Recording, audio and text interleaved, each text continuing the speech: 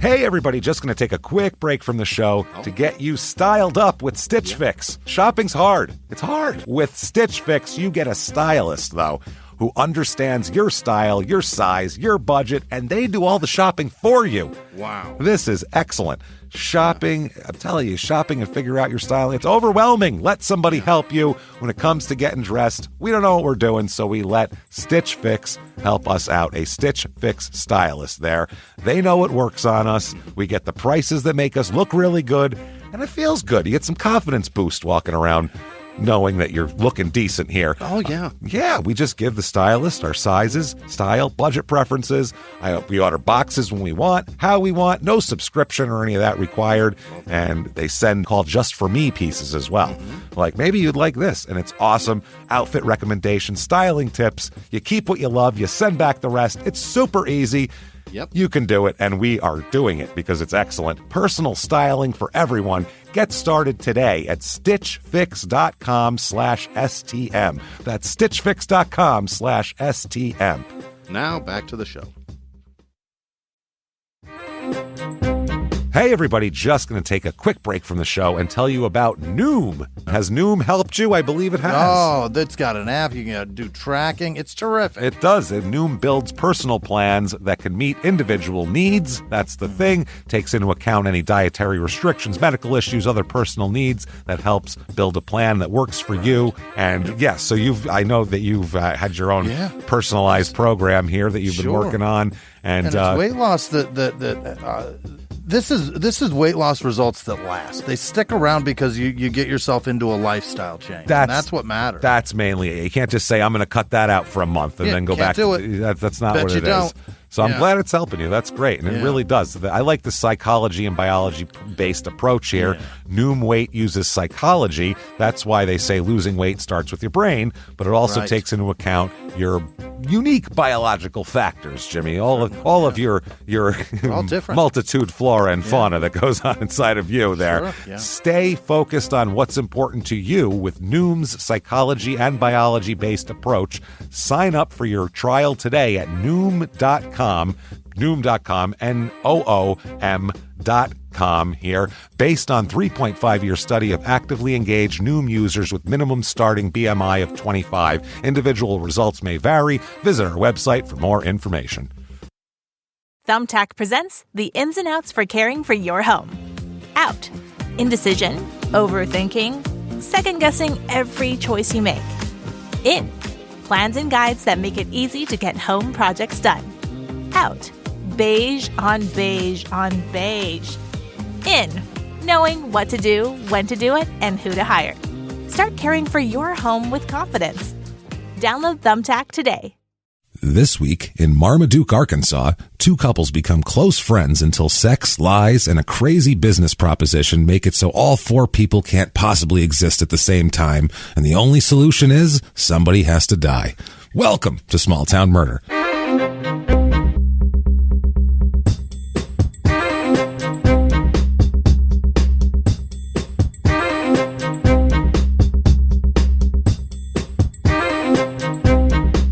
Hello, everybody, and welcome back to Small Town Murder. Yay!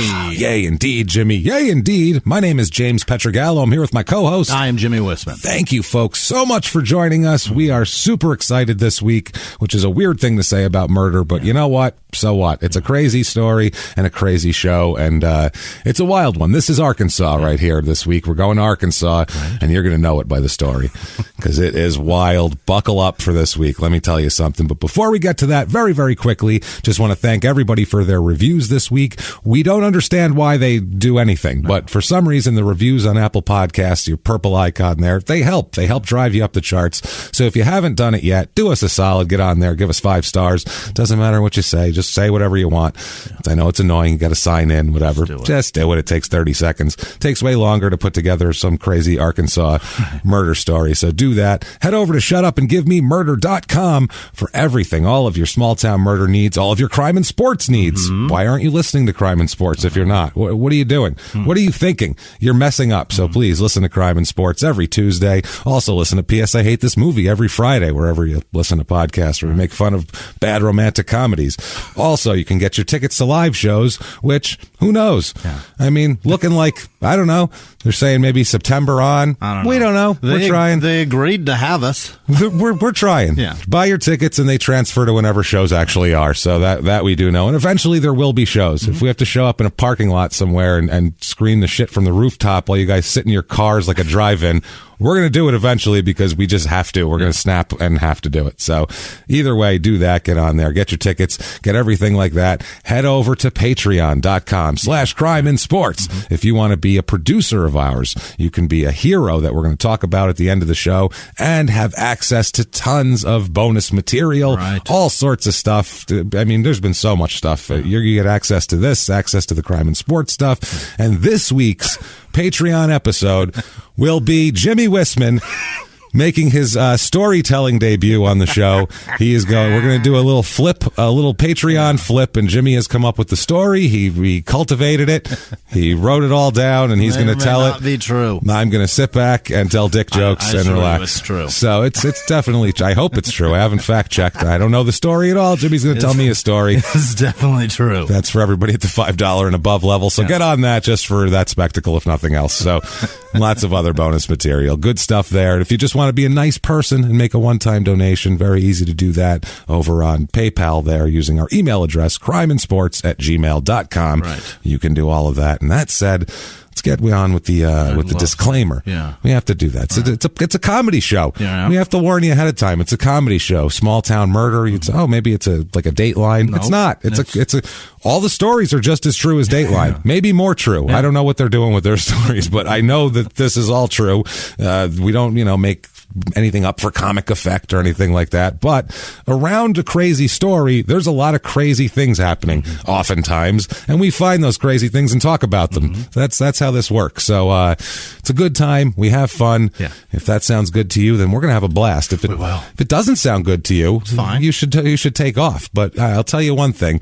Before you go, we do go out of our way to make sure not to make fun of the victims or the victims' families, because we're assholes, but we're not scumbags. Yahtzee. That's how that works. So everybody on board, good stuff here. Yeah. I think it's time. It's time to sit back, relax, scare it all away, scare everything away.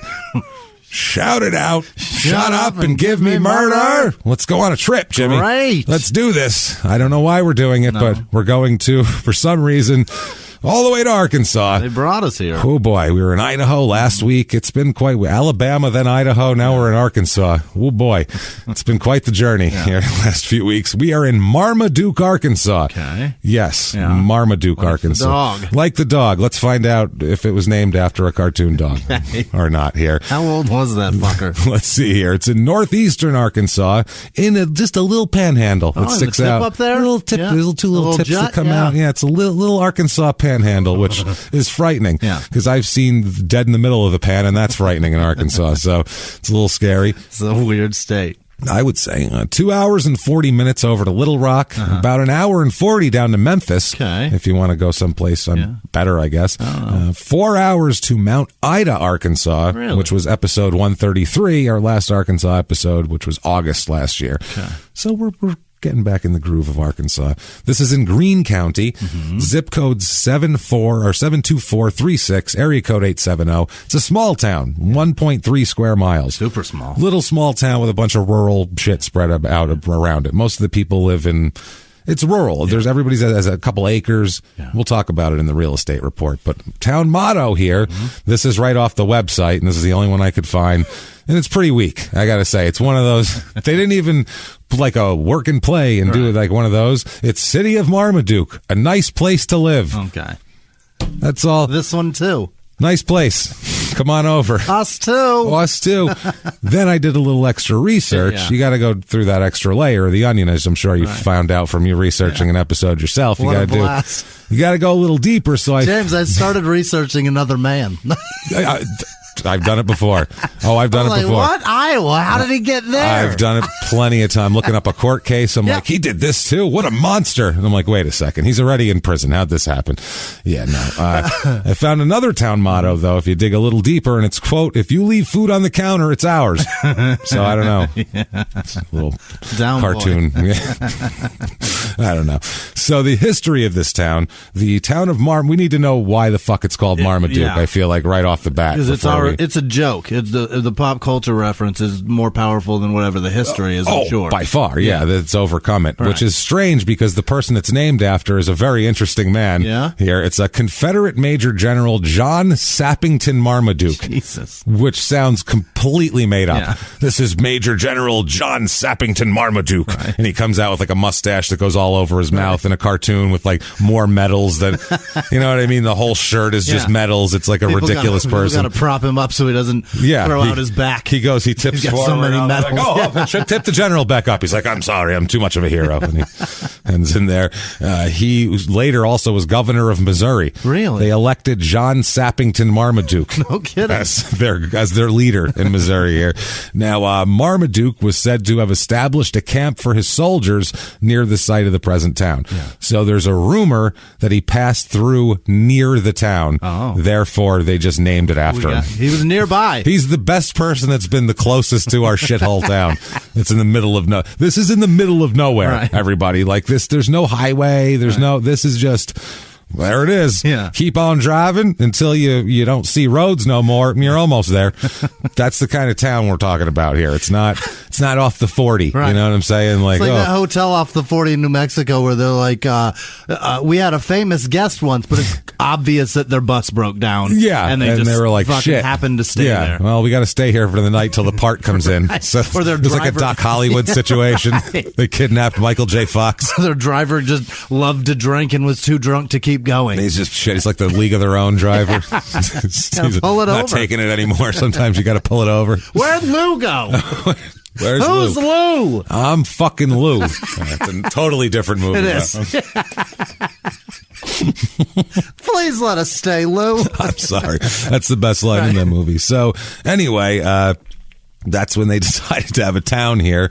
Now, Marmaduke is an interesting guy. Yeah. Because generally, I'll just tell you this. Let me just read a sentence for you, and you tell me what you think about it. Marmaduke never married, and his two nieces served as hostesses at the governor's mansion. Yeah.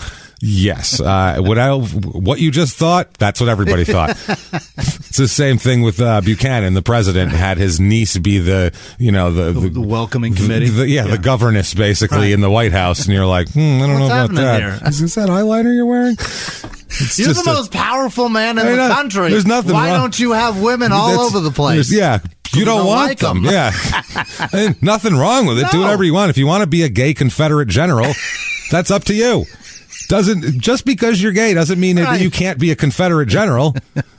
But like an old-timey Southern accented man who's leading men in a very effeminate manner is a hilarious picture. Just boys, yes. boys, they're that way. Right. The ones in blue, boys. Just that, because it's just he's Southern. And, he's gonna kind of sound like Doc Holliday in Tombstone anyway. Just have a very upper crusty boys. This blue X on the red really clashes. This looks like shit. He's going to sound like Truman Capote, I feel like. That's what he's going to like. Jean Marmaduke Capote over here. Barely moving his lips. Yeah, that's it. Boys. Boys. No, formation away from me. I like to watch you walk away. General. Cinch your belt tighter. I like to see your hips. Major General. Get out of there. Is that a bayonet in your pocket, or are you just happy to see me, Major General? Jesus Christ. So, his great-grandfather was also a governor of Missouri, and he, like his great-grandfather, died while in office as the governor. No kidding. Yeah, he died of pneumonia in 1887 in Jefferson City, and he was buried there, and he still had nothing to do with this town, and they named it after him anyway. They don't give a shit.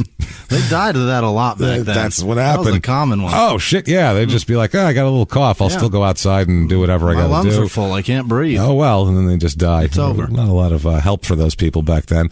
So the railroad came through in 1882, Texas and St. Louis Railroad. That made it a big deal in this town. And it was incorporated in 1909. By 1914, holy shit, the place is booming. Dang it. 2 drugstores, not one but 2, 3 banks, 3 restaurants. Yeah. I mean, come on. A Methodist and a Southern Baptist church. Hell They didn't even burn each other down. We're being nice. That's a start. Yeah, that's good. 2 barber shops. Which, I don't know, the good barber and the bad barber, or how that worked. Classy one into the dregs. That place is shit. Yeah, one guy's doing 50 cents, and the other guy's got a $2 nice job, and he puts the nice oil in your hair and stuff, and back then makes it smell nice because people didn't shower. Sits you there with a hot towel on your neck. Oh, yeah, on your neck, and gives you a good shave. Yeah. There was a hotel. Gotta have that. A boarding house. Hell yeah. You gotta have somewhere for those lower level barbershop people to stay after they're done with their haircut. And 2 dime stores. 2. Really? I guess that's like a department store back then, kind of. They had a sawmill, a lumber mill, a stave mill. This place is really popping. Booming. It's got everything. Timber cut timber distributors. Wow. Place is crazy. And nowadays, though, they have Anchor Plastics Company. Oh. So you can work there, which sounds like it smells like chemicals. Yeah. It doesn't sound like it smells good. Oh, I know what that is. That's that company that makes cookware and shit. Probably. Right? They make plastic shit. Yeah. Whatever plastic is, they're making that shit. Gross. So, and also the American rail car companies there. The community was basically destroyed by a severe tornado in 2006, April 2nd. At least half the town was reported to have been destroyed. Half the town. Post 9/11? Fucking gone. 2006. Or even, as they put it, flattened. Wow. Not just gone. Yeah. Not just fucked up. Foundation. Where'd the house fucking go, everybody? I don't know. It's in Memphis, probably. Right. I check Memphis because it's not around here. Flattened. Oh, boy. Nearly every structure received some sort of damage. It fucked up the whole. It's a small town, so if it goes through, it's just going to destroy everything. Those tornadoes are fucking incredible. They're man. wild. No one was killed. Really? But 50 people were injured, some seriously. It's amazing that no one was killed, considering that everything was destroyed. Right. And then in 2009, just as they had rebuilt a little bit, a major ice storm came across the northern part of Arkansas, causing them to lose electricity for a month. Wow. Since then, they basically, in the last 11 years, they're almost fully recovered from the tornado and the ice storm. It's a fucking hellscape. They're almost there. Yeah. It's Thunderdome. That's what's going on here. You're just racing for gas across it's nuts. They call it guzzling. It doesn't sound good. No. And it really sounds like, but from the reviews, it sounds like the town in Dock Hollywood. Really? This is the town in Dock Hollywood. Yeah. This is where you get stuck, and then people pay you in pigs. The shit's weird. Here's a review here, and these are good reviews too, but they, to me, sound just terrible. Yeah. But some people, they might sound quaint and charming. 3 stars here. Marmaduke lacks most conveniences, including fresh groceries. Okay, that's 1 star right there. I can't get food. Fresh? I'm eating all groceries. the shitty things? Yeah, there's everything's bad? It's probably like a convenience store, not an actual grocery store, including fresh groceries, good food, and fun things to do. Why is it 3 stars then? Sounds awful. I grew up in the city and miss my quick fun runs. Where'd you grow up? It is a quiet and peaceful town, though, if that's what you're looking for. Yeah. So 3 stars, I guess. What's the difference between running there and running somewhere else? That's what I mean. Here's a 4-star review. They love this fucking place. Marmaduke is a tiny town, but the people are very friendly and will talk to anyone. Nightmare. Yeah. That's a tiny town. Hi. Yeah. Fuck out. Go away. I don't know you. That sounds like a nightmare. You just have to talk to people. Is that what it's like living in a small town? I guess. Do you just talk to people as you pass them because you know them? Because they live there and there's only 1,000 of you? Even if you don't know them, do you have to get to know them? That's what I'm saying. What's the deal with that? Like if you're in an aisle in the grocery store and you're looking on one side and the other person's looking on the other. We got to start talking about our fucking resume now? They're going to strike up a conversation with me, I feel like. What do you do? Fuck you. That's what I do. I look for cereal. Leave me alone. That's what I'm doing right now. What do I do? I'm going to fuck your mother. Yeah, that's what I'm going to do. Where is she? Point me to your mother.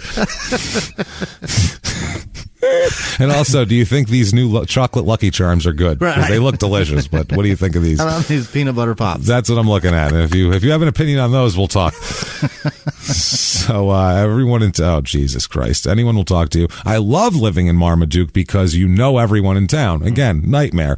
If you need to borrow something, you can ask any of your neighbors. So there's people knocking on your door asking for shit all the time. That's tough, too. I don't like this friend thing that people have, and they are likely to let you borrow it. Well, that's good. At least if you knock on the door, they don't tell you to go fuck yourself. Thanks for bothering me. Yes, you can go get my weed whacker. Hey, you fucked my mother. No, I'm not lending you any sugar now. That's right. Karma's a bitch, isn't it? I remember you. Enjoy your cereal. So everyone helps each other, and that is the key to a pleasant town. Knowing everyone has its good and bads. Everyone knows everything in a small town. Marmaduke is a fantastic town. Okay. So there you go. That's where we're at. So if these you like people that, like it. Yeah. Yeah. If you watch Doc Hollywood, if that looks good to you, then move to Marmaduke, because that's exactly where we're at. The population in this town hasn't moved much in the last, 40 years or so. Yeah. Pretty much within a couple hundred people. The population here is 1,331 people. Okay. So not that many. And it's up 14% since 1990. Don't know why people are coming here. It's happening. Maybe they're just reproducing at a greater rate. I don't know. I heard there's a sawmill. You never know. That's who knows what the plastics factory's dumping in the water supply and causing fertility rates to spike or some shit. We don't know. Let's find out, though. And I think that might be what it is, because, I'm not trying to... throw any legal besmirchment on the Anchor Plastics Company, but the female population is way higher than the males, too. It's almost 56% female, which is way out of whack. The kids, like ages 5 to 14, are double the normal population of those. So they're fertile as shit in this town. People are just it's happening. Popping kids out like crazy. Married population's about normal, which I figured it would be more, but it's not. Divorced, though, is way higher. Really? It's usually 10%. Here, it's 26% divorced. Yeah. So that's a lot. I don't know. More widowed people than normal. Yeah. They're going to get rid of you as a spouse somehow. They're not staying together. Through death or legal means, it doesn't matter. Better or worse, rich or for poor, get the fuck out. Get the fuck out. Race of this town is 91.2% white. So very white. 0.0% black. Wedged in Arkansas between an hour 40 from Memphis with... See, that seems on purpose. Yeah. That's whenever I see that in an area where there's stuff close there's by. Black people, they're around. It's not like it's, northern Idaho where you're like, there's just not a lot of black people here. Right. It's not that. It's like, no, they're there, but they're not here. They're not moving here. So that's the thing. 0.0% Asian, 0.0% Native American, 0.0% everything but Hispanic, 8.2% Hispanic. So there's that. Religion here, 56% are religious, which is over the normal. No surprise here, 36% Baptist. Yeah. Baptists are the Catholics of the South, as we know.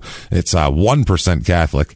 I assume that's the just Hispanic people there, probably. A couple of Lutherans, throw a Methodist in for good measure, and a Pentecostal for everyone to make fun of, and you got yourself something. 0.0% Jewish, though. Not happening. Nope, no. Don't think so. Not Marmaduke. No. The politics in this town are pretty conservative. Last election, 21% Democrat and 74% Republican, so pretty conservative here. Unemployment rate in this town, it's about normal. A little higher, but no, not too far. But what is off is the household income, which is super low. Normally, it's almost $58,000 in the rest of the country. Here, $34,000. Low. Yeah. Very low. 57% of the people here make $40,000 a year or less. Households, not people. 57% of households make $40,000 a year or less. Think about that. 43% are making over $40,000 a year. Yeah, that's my word. That's tough, man. That's a tough way to make a living. Manufacturing jobs are 26% of the jobs, which normally it's 10%. Right. And manufacturing jobs tend to come and go at times. So when it's that's much of it, Anchor Plastics place. That's what I mean. When it's that much of the thing, if that goes away, this is a town that implodes, and you hope you get a Walmart or something because you're fucked basically. So the cost of living in this town, luckily for them, is a little bit lower. Normally it's 100 is average par. Right. Here it is 70, which is not great, but the housing is extremely low. 33 out of 100 for housing. Median home cost here, $77,800. Oh, boy. Very, very low. 83% of the houses are worth $100,000 or less in this area. So it is fucking better be for no money. And you'll see why, because it's a lot of them are shitholes. They're temporary. They're dumps, man. Let's see here. If we've convinced you, damn it, the only place for you to go is Marmaduke, Arkansas. Yeah. We have for you the Marmaduke, Arkansas Real Estate Report.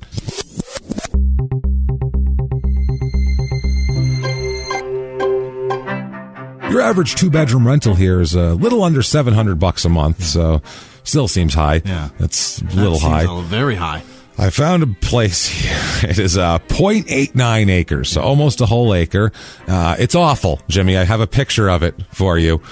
Can you? Holy shit. It's an abandoned trailer that looks like no one's lived there since, I don't know, the Great Depression. Right. With a bunch of brown weeds around it, looks basically. like the album cover of a band that's trying to seem folksy. It's folksy, and that they might be serial killers also. You're not sure. We have some dark undertones to our music, but also we want to relate to people with nothing. $8,500 for that seems dump of a apropos. shithole. I found a 5-acre lot. Yeah. 5 acres, $31,900. There's like a little pond in it and shit, but I'm sure it's just full of mosquito larvae.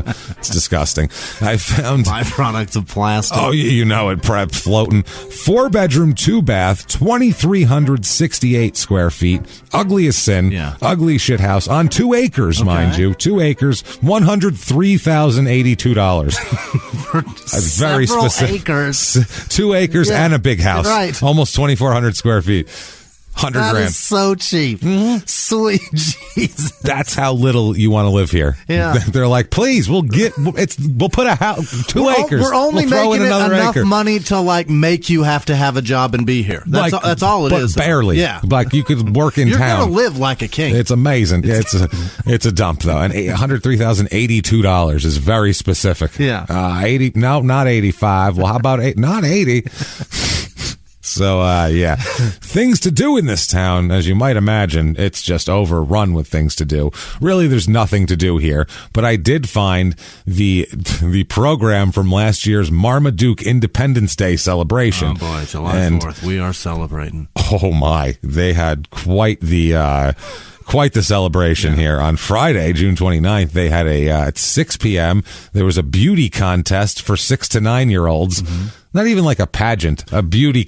We don't care what they can do. Which one's prettier? Right. That's gross. That is super creepy, It's I would disgusting. say. The 6 to 9-year-old beauty No. like a pageant's one thing because they do perform shit. And if it's only whatever. moms I'm not saying they're judging, great either. that's fine. That's fine. This is weird. Ugh. This is like some Jean Bonnet weird I don't shit. like that I don't at like all. it at all. 7 p.m. If you don't like that, you're going to hate this. It's the 10 to 12-year-old beauty contest. Even worse. Even worse. Even worse. Fuck. There's guys in the audience going, there might be grass on that field. That's all I'm saying. That's all I'm saying now. I ain't trying to say. She looks convincing. Looks 16 to me, right? I mean, that's the age, right? 16's legal, right? No. Shit, I don't know. I better find out because my girlfriend is 11, so I thought I only had 5 more years to go. Turns out I got a few more. Shit, I'm going to have to dump her. Her little sister's cute, though. I got my eye on her for another time. I don't sorry, like. Arkansas. I don't like anything No. to do with beauty pageants. We have daughters. This is why we don't want anybody being like, "Look how adorable!" Right. Just put her on a stage and have everybody just marvel at her beauty. That's creepy as shit. Yeah. Then at 8 p.m. to break it up a little bit, the Punches band. It's a bluegrass gospel band. Oh, boy. In between you ogling children, and that's a picture of them. It's a family that looks like they just got home from church, and apparently they're going to sing some bluegrass gospel for you. Then sing about Jesus to make it cleanse you and feel less gross about the spank bank that you just filled with our children. Oh my God. Jesus Christ. 9 p.m. Then we're going to close out the night with a late night 13 to 15-year-old beauty contest. No. Which is just horrible, I feel like. Crescendo It's dark out. Yeah, it's the main event. The headliner is, this is still illegal. They had an intermission with a fucking bluegrass band to be like, almost legal. These girls are almost legal. The girls you're going to see, you're going to fuck next year. Like, that's not okay. I'm not okay with this. Not cool, man. I don't mean to besmirch the Punches. Obviously, it's probably not their song. That's terrible. That's what you're putting the soundtrack to. That's disgusting. And then the next day, once we all recover from that, Saturday 9 a.m. Get out there fresh and early with the parade, beginning at the fire department. Then with 9:30, we're going to do the national anthem and a recognition of Little League teams because they're the same. Yeah. Fallen soldiers and Little Leaguers. Right. Everyone we're going to honor now. 10 a.m., the baby contest. Oh, my God. Are they... Girls and boys ages newborn to 12 months. Do they look at anything that's legal to look at? No, well... In terms of... You're going to shit when you hear this. The next, okay. 11:30, Gary Duran family will be performing. I'm sure they look just like the Punches. Then after that at 2:30, speaking of exactly what you were saying, it's a youth talent contest. Under 18 you have to be, though. It's an all pervert weekend. Nobody of age is allowed to be on a stage here. Do you think this place is a pedophile's dream. Do you hate that we make fun of you? Fucking fix it. Vans come from hundreds of miles around, guys in creepy mustaches. Why is the crowd all 48-year-old men with creepy mustaches? What's going on? Why's everybody got a pocket full of butterscotch? What is this? And they all have a bulge in their shirt with a red light blinking. What is that? A camera? I'm sure they're all filming it. This is not okay. So that's the beauty cut. Then at 3:30, the Punches are back. Yeah, the Punches are back in town. Encore. Then a beauty contest for girls and boys ages 3 to 5 years old. It's every category. Then at 6 p.m., the fabulous Stillbillies will be performing. Boy. That's the Roland Green Band. It says in parentheses if you don't know the fabulous Stillbillies. And then. At 8 p.m. moonshining, I think. I think so, the Stillbillies. Right. Then at 8 p.m., it's the beauty contest of 16 years old to seniors in high school. You have to be in high school, and this one it says you have to be in a Marmaduke school district for this to be okay. Then at 9:30, fireworks. Right. Yay! Potluck lunch is there. There's a Jeep show, and chance of a $500 cash drawing. So everybody get down there, put your pedophile shoes on. Oh, my God. Get yourself cracking. Pervert weekend. Jesus, it's a whole pervert weekend. It's disgusting. So gross. That's a weird place to be. And if you feel great about doing that for the kids, you're a monster. You're a weird, strange fucking person here. So crime rate in this town, what we are interested in here, property crime is just above average. Okay. Just kind of creeping up there, but not too high. Violent crime, though, murder, rape, robbery, and, of course, assault. The Mount Rushmore of crime is about 20% high. Oh. So they're not that nice to you. They will kill you here. Yeah. Watch out. Well, yeah. You never know. Well, yeah, I mean... Sometimes you got to make a kid disappear so they don't talk. I was going to say, sometimes you see somebody enjoying the beauty contest a little too much and you got to take them around the side of the barn. Hey, that's my daughter, motherfucker. He hasn't even blanked. Right. Since, I don't know, 8:45 this morning. He ain't blinked. I don't understand. He's used 5 phones worth of pictures. He just keeps taking them, whipping different ones out. I don't know what the hell's going on. Somebody tell Aiden put his vest back on. His cloud's full, I think. I don't know what's going on. So they're buying memory for the cloud. He's going to need memory. You're going to need memory, Chester, for the crowd. His name's actually Chester. It's weird. That's how it is here in Marmaduke. It's a nice place to live. Buying 6 gigs of cloud memory. Don't need it just for this contest. Children. Let's talk about a murder, Jimmy. All right. What do you say? Great. Let's somehow... This is a weird thing to say. Let's cleanse the palate with a murder. Because a murder is less gross than what we just talked about. Let's get wholesome now, James. Let's get wholesome with some people, some adults murdering each other. What do you say? Let's do this here. Hey, everybody, just going to take a quick break from the show to tell you about the safest sponsor ever, Simply Safe. Absolutely. These people will keep you safe. It's amazing. You know that every 26 seconds a burglary takes place in the United States, according to the FBI. That means that by the time this podcast is over, dozens and dozens of homes will have been targeted, ransacked. God knows what happens here. So protect your home before it's too late with Simply Safe proactive security system. Simply Safe helps stop threats before they even have a chance to break in. Named Best Home Security System by U.S. News & World Report 5 years in a row. And by us for about the last 8 years as well. If you trust us, Believe me, you want Simply Safe. So visit simplysafe.com/small to claim 50% off a new system with professional monitoring plan and your first month free. That's simplysafe.com/small. There's no safe like Simply Safe. Now back to the show. This show, Small Town Murder, is brought to you by BetterHelp. Get yourself some therapy, everybody. Honestly, here. We often hear about, red flags that you should avoid. Hey, that's a lot of a thing. It's become a real phrase now, real cliche. Yeah. But why don't you focus also, you look at like green flags in friends and partners. Look for good things as well. Right. And maybe you're not sure what that looks like, though. Therapy can help you figure that out. What are positive things? What are the green flags? And then you can practice them in your relationship. It's absolutely a fact. And so, honestly, we absolutely are huge advocates for this. It really, really helps. BetterHelp is fully online, making therapy affordable. It's convenient. They serve over 5 million people worldwide. You can access a diverse network of more than 30,000 credentialed therapists, wide ranges of specialties there. Here's the coolest part.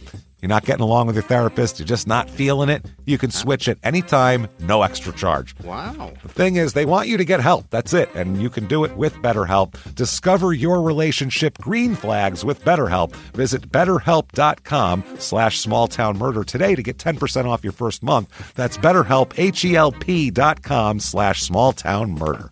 Now back to the show. Hey everybody, just going to take a quick break from the show and tell you all sorts of good stuff about Chime. That's what I'm talking about. There's so many extra fees you have to pay in life. Everything. You go to the airline, there's an extra ticket on that. There's extra fee on every fees and fees, hotels, fees, all this type of stuff. We're trying to make progress, and the next thing you know, here comes another fee coming at you, and it's more money than you expected, and your whole math is thrown off, and it's awful. Learn more at chime.com/smalltownmurder. Chime is great with that stuff. I mean, you can't beat if your things are a little tight, especially around the holidays or after the holidays. Yeah. You need that money a couple days early, or you go grocery shopping, you got a car payment due, there's so many things that don't cross over exactly how you want them to cross over. Make progress toward a better financial future with Chime. Open your account in 2 minutes at chime.com/smalltownmurder. That's chime.com/smalltownmurder. Feels like progress. Banking services and debit cards provided by Bancorp Bank N.A. or Stride Bank N.A., members FDIC. Spot me eligibility requirements and overdraft limits apply. Boosts are available to eligible Chime members enrolled in Spot Me and are subject to monthly limits. Timing depends on submission of payment file. Fees apply at out-of-network ATMs. And now back to the show. Let's talk about a murder. We'll go back in time a bit, first of all. We got to go back in time. Now, if you think this place that just happened last year, that whole thing. Right. Imagine it back in 1979. Oh, boy. Oh, boy, is it rural. Oh, I mean, no. People are sitting there. This is it sounds like they're literally just in overalls with a stalk sticking out of their mouth with Convoy playing on the radio and a fucking loop. Yeah. I feel like that's 1979 rural, extremely rural Arkansas. It sounds interesting here. So April 28th, 1979, in the morning time, a couple of fellas go out turkey hunting. Hell yeah. Turkey hunting's big around here. It is. So they're going out to a rural area just outside Marmaduke. They are it's all gravel roads out in this area. They pull off to the side of the gravel road, as one does in this area. Right. Get out, get their rifles, going to go turkey hunting. Right. Or shotguns. What the fuck do you shoot turkeys Usually with? a shotgun. A shotgun? But a rifle blow it apart, but then a shotgun, wouldn't you have to pick pellets out? Right. That's what I was just thinking. I don't know what a shotgun's generally how you do it, but to not blow a big hole in the thing, I guess. I don't know. I guess you could use, maybe you just run it down and grab it by the head and swing it. On the way to the car. Break the neck and throw it in the trunk. Wow, that's some combat turkey hunting. You got to run it down. You know what? If you had to run it down and catch it with your bare hands and swing it around, you deserve that dinner. You know what? Yeah, that's nature. You've earned it. That is mammal against bird. Right. That's nature on nature. You have no advantages. You caught him. You're faster, and you're going to eat him now. That's how nature works. Right. No weapons. But I feel like otherwise a turkey, no matter what you do, it's going to really fuck the turkey up as far as to eat it. It seems like that's an extra bunch of work to do to get pick the pellets out. But also people will. You got to fucking take the feathers off it and all that. Oh, it's shit a huge too. pain in It's the a ass. nightmare. Yeah, I know. That's not easy. No, to do it to dress a bird, I guess, is difficult. I know because prepare it. Yeah, because my grandma, Italian grandma. Jesus Christ, I don't even know if I should tell the story because it's so insane. Yeah. And we'll reveal just what a fucking old world barbarian she is. Her and my other family. Yeah. They went to the cemetery to visit somebody, I don't know, somebody dead. Right. And while they're there, cemeteries back east, I'm sure you've seen pictures, they're nice rolling hills, little ponds. Well, in all these ponds happen to be shitloads of ducks that people usually feed when they go relax. And the kids, it's a thing like, oh, you went to the cemetery, so now you get to feed the ducks with the kids. Well, my grandmother and a couple of her sisters saw this as, oh, my 3 ducks to eat. So they went and kidnapped ducks and put them in the trunk of the car like gangsters, drove them to the Bronx and went down in the basement and fucking, defeathered and did the whole thing with these ducks. And it was free. Oh, there's this place you go and there's just free ducks. Free ducks. No, that's not how this shit don't have works. to be a hunter-gatherer here, Grandma. No, you can go to the store. No, they were like, oh, look at that. Let's take the ducks. And they just started grabbing ducks, stuffing them in the trunk. Like they owed him money or something. Right. Meanwhile, the kids have been fattening them up for. That's what I mean. You're supposed to feed the ducks, not use them as food. That's the difference. It's like there's you feed the ducks, not feed on the ducks. Yeah, that cemetery had 2 less ducks. And then later on, years later, when I was a teenager, I went to that cemetery and got attacked by ducks, and I feel like they knew. I feel like they could tell. There's a Pietragallo right there. They knew it. They knew it. They fucking knew it. They were like, you know what? We're getting you back. I see him. There he Remember is. Phil? Yeah? No? You don't? Well, guess what? We fucking do. We're going to talk to you. Guess who does remember him? We remember him. Yeah. So these 2 turkey hunters get out on the side of a gravel road. They're walking along looking for a place to head into the woods. And what they find instead is a grown man, looks to be in his 30s, absolutely riddled with bullets. Oh, no. And very, very dead. Yeah. Not decomposed or anything like that. Looks pretty fresh, actually, but definitely just covered in bullet holes and full of blood and just on the side of a gravel road in the middle of nowhere. Right. So that ends the day of turkey hunting, obviously. That's no fun there anymore. No. Well, I guess we caught our limit. Right. I got a guy instead. Well, we found a turkey, all right. Yeah. It's over for him. Which is hilarious, too, because if you're a hunter, so many of these bodies are found by hunters. Yeah. And I always feel like if I'm a hunter and I'm standing there with my gun and I see a dead body that's been shot recently, I'm like, am I going to call this in, really? Hi, how you doing? As they get there with my gun over my shoulder, found this shot guy right here.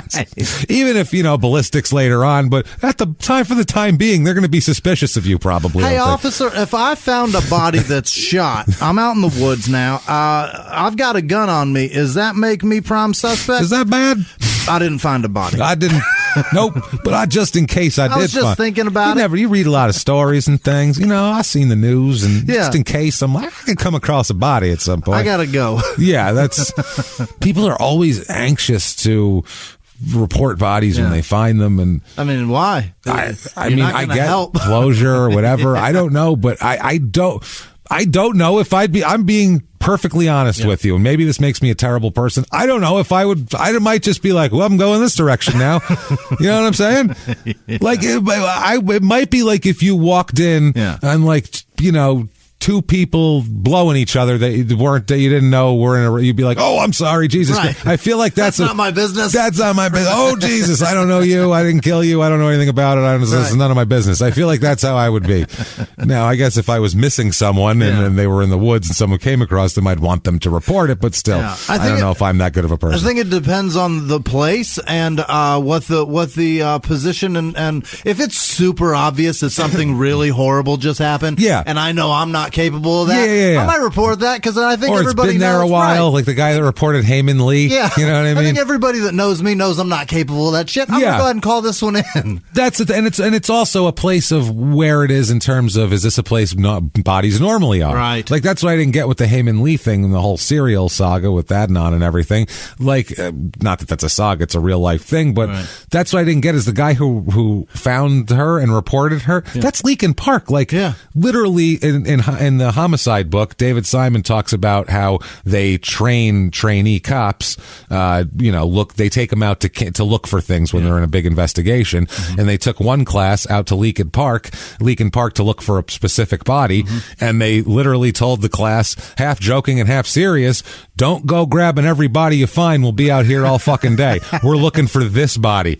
That's it. Leave the others. Because there's going to be others, and we don't give a fuck about that right now. Those aren't ours right now. We're busy with other shit. I mean, that's, you know what I mean? Like, if you're in a place like that, it'd be like fishing and be like, oh, I got an arm in the East River in the 70s. You go, well, that's probably a mob guy. I have none of my fucking business. I'm putting it back down. You got to treat it like you're actually fishing and be like, I'm not fishing for pike, and throw that fucker back. That's what I mean. I'm looking for trout today. Either way, that's not what I'm looking for. That's not the one I want. It's the Hudson. I'm looking for striped bass. Everything else in here is toxic. Fuck this place. No. So that's what it is. They find this body here, and we'll get to who that is in a little bit here. But it's like I said, about a man in his 30s, riddled with bullets on the side of the road. And anything out there, it has to be on purpose. Nobody just wandered out to the middle of nowhere like that. So let's talk about some people here. Let's talk about a couple, first of all. Jerry Lynn Rolson. Jerry. We'll just call him Jerry. Jerry's born in 1945, so, he's in his 30s here at this date in the 70s, 1979, and he's got a wife.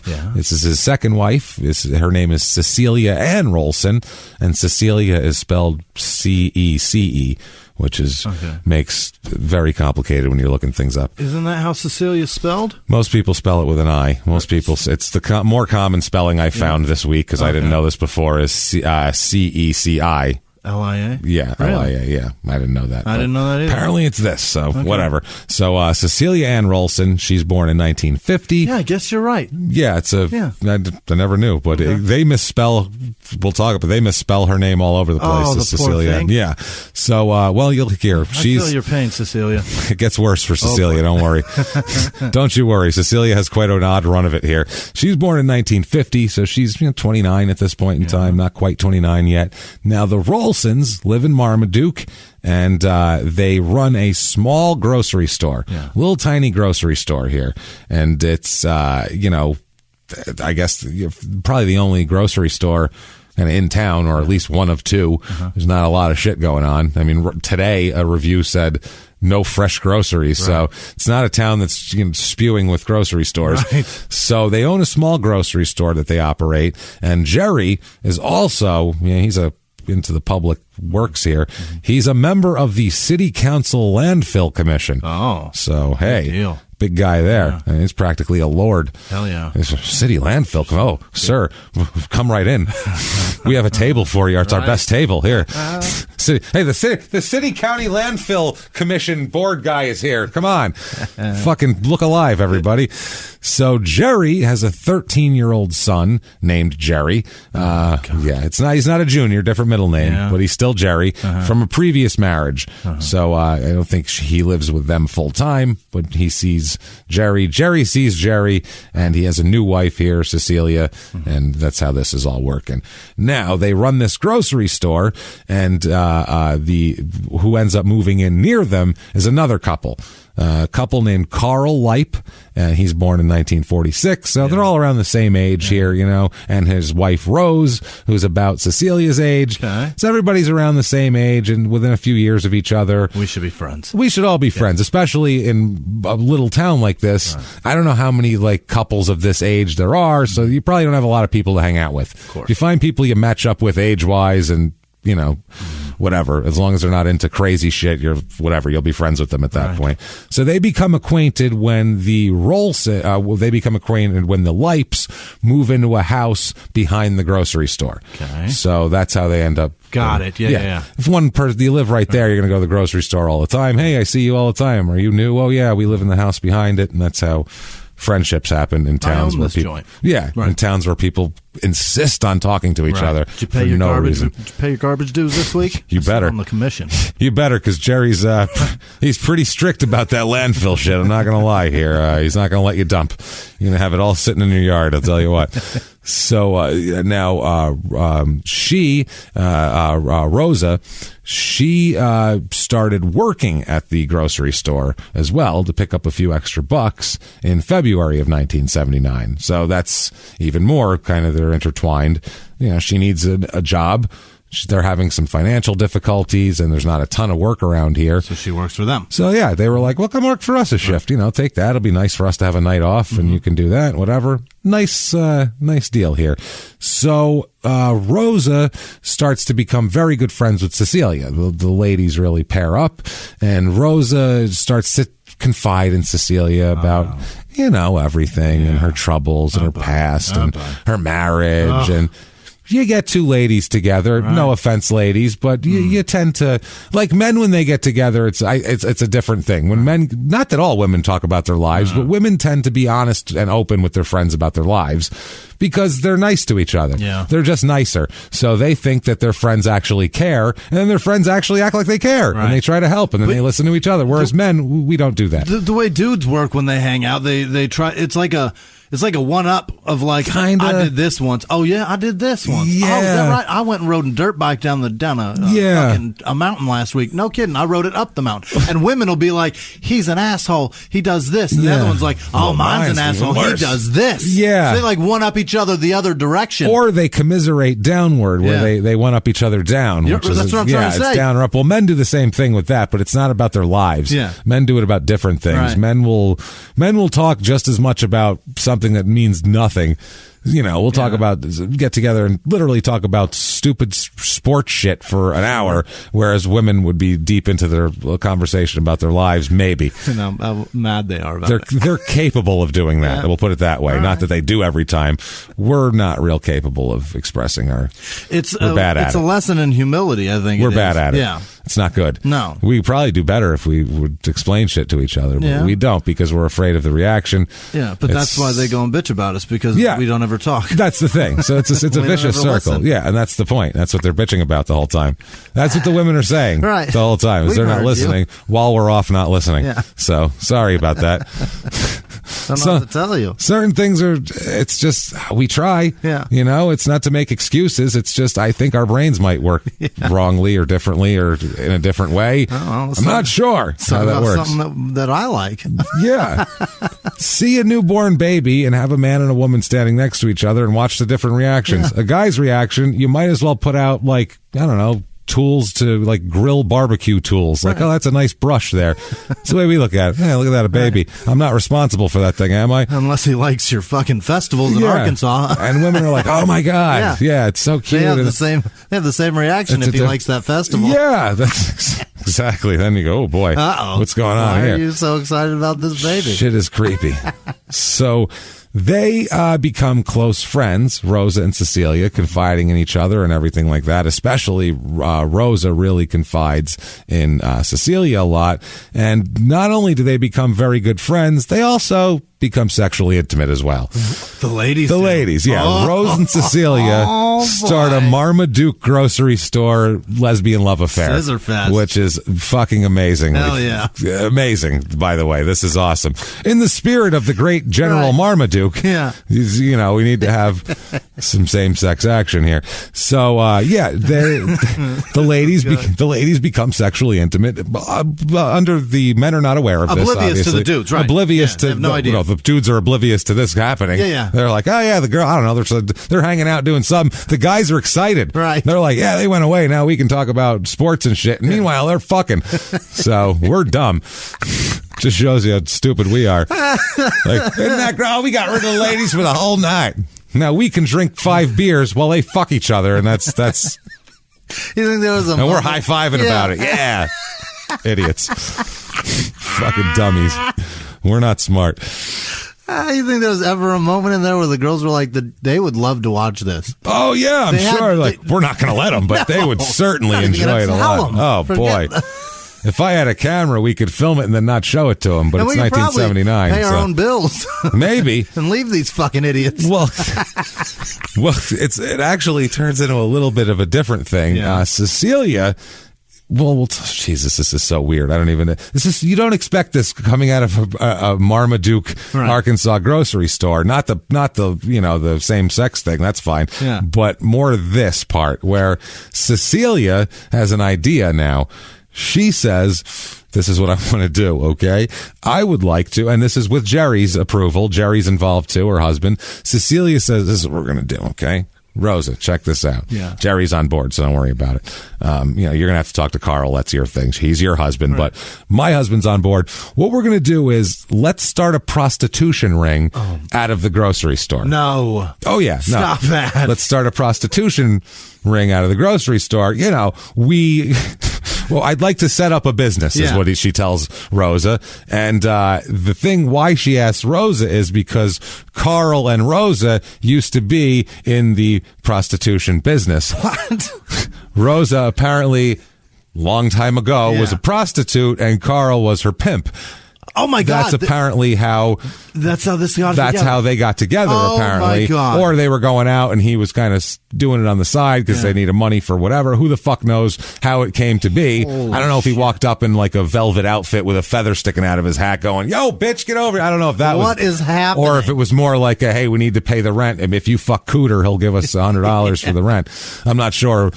Cooter offered us an indecent proposal. I think we should take it. I'm just saying. So, I don't fucking know, man. So, by the way, this story gets absolutely wacky. This is not one to turn off before it's absolutely over. And if we have time, we're going to do a little cherry on top of a quick story at the end that's absolutely nuts. But, yeah, all right. So, prostitution ring. You guys know stuff, so we'll do that. We'll set it up out of the grocery store. Yeah. Well, we'd need prostitutes. Well, Rosa, you do it. You just be the prostitute. That's okay, right? You've done it before.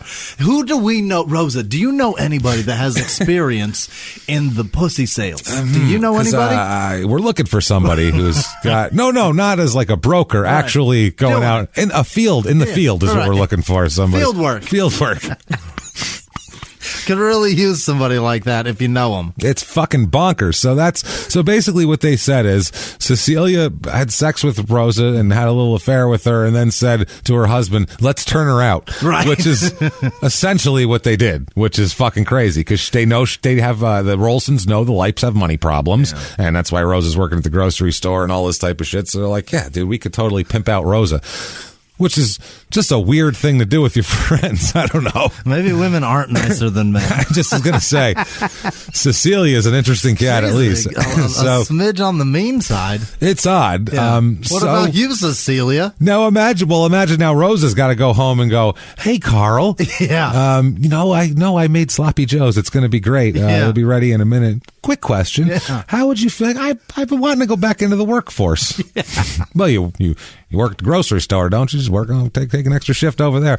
Well, been thinking of expanding. There's a new business popping up, and I'm going to get in on the ground floor of it. Really, I'm right on my knees on the ground floor. It's going to be wonderful. Think she did it that way with like a sales pitch, or she went in and just went, Carl, I fucked Cecilia, and it gets worse. I fucked Cecilia, and that's not the bad part. That's not a good thing. I fucked Cecilia, and now you're about to really be mad. Hey, Carl, good news, bad news. First, I fucked Cecilia. Now the good news. Or now the bad news. Now, bad news. Right. Jesus Christ. So, yeah, I cheated on you with a woman. She is my boss. Now for the bad news. Yeah, here we go. Enjoy. Not to really crush your heart. So, Rosa comes back a few days later, very upset. Because it's like, if you like go home and you're like, anybody, whether you're a married person, because I mean, let's face it here, everybody's got their own freedom, but you also confer with your spouse. And if they be like, I'm totally uncomfortable with something, most people are like, well, I'm going to fucking not do it, I guess. I'll humor this person. I'm going to be with them for the rest of my fucking life. Right. I suppose let's have less things that we can bring up later on in fights. You know what I mean? Right. Let's just keep it at that. Yeah. One of those things. So Rosa comes in and just imagine her just being like, she comes out and she says, Carl doesn't want me to be a prostitute. I'm sorry. I can't do it. So Carl said no. That's basically what it is. Like I went home and I talked to him and I'm on board. I'm on board. It was okay. But, he's a little uncomfortable with it. So I'm just going to humor him. Yeah. I'm not going to do it. You know what I mean? I just, how it is. I don't need to get fucked for money by fucking hillbillies drooling tobacco juice on me and just unbuttoning my overalls and pulling them down. That's all. Just going to undo the straps and put them on down.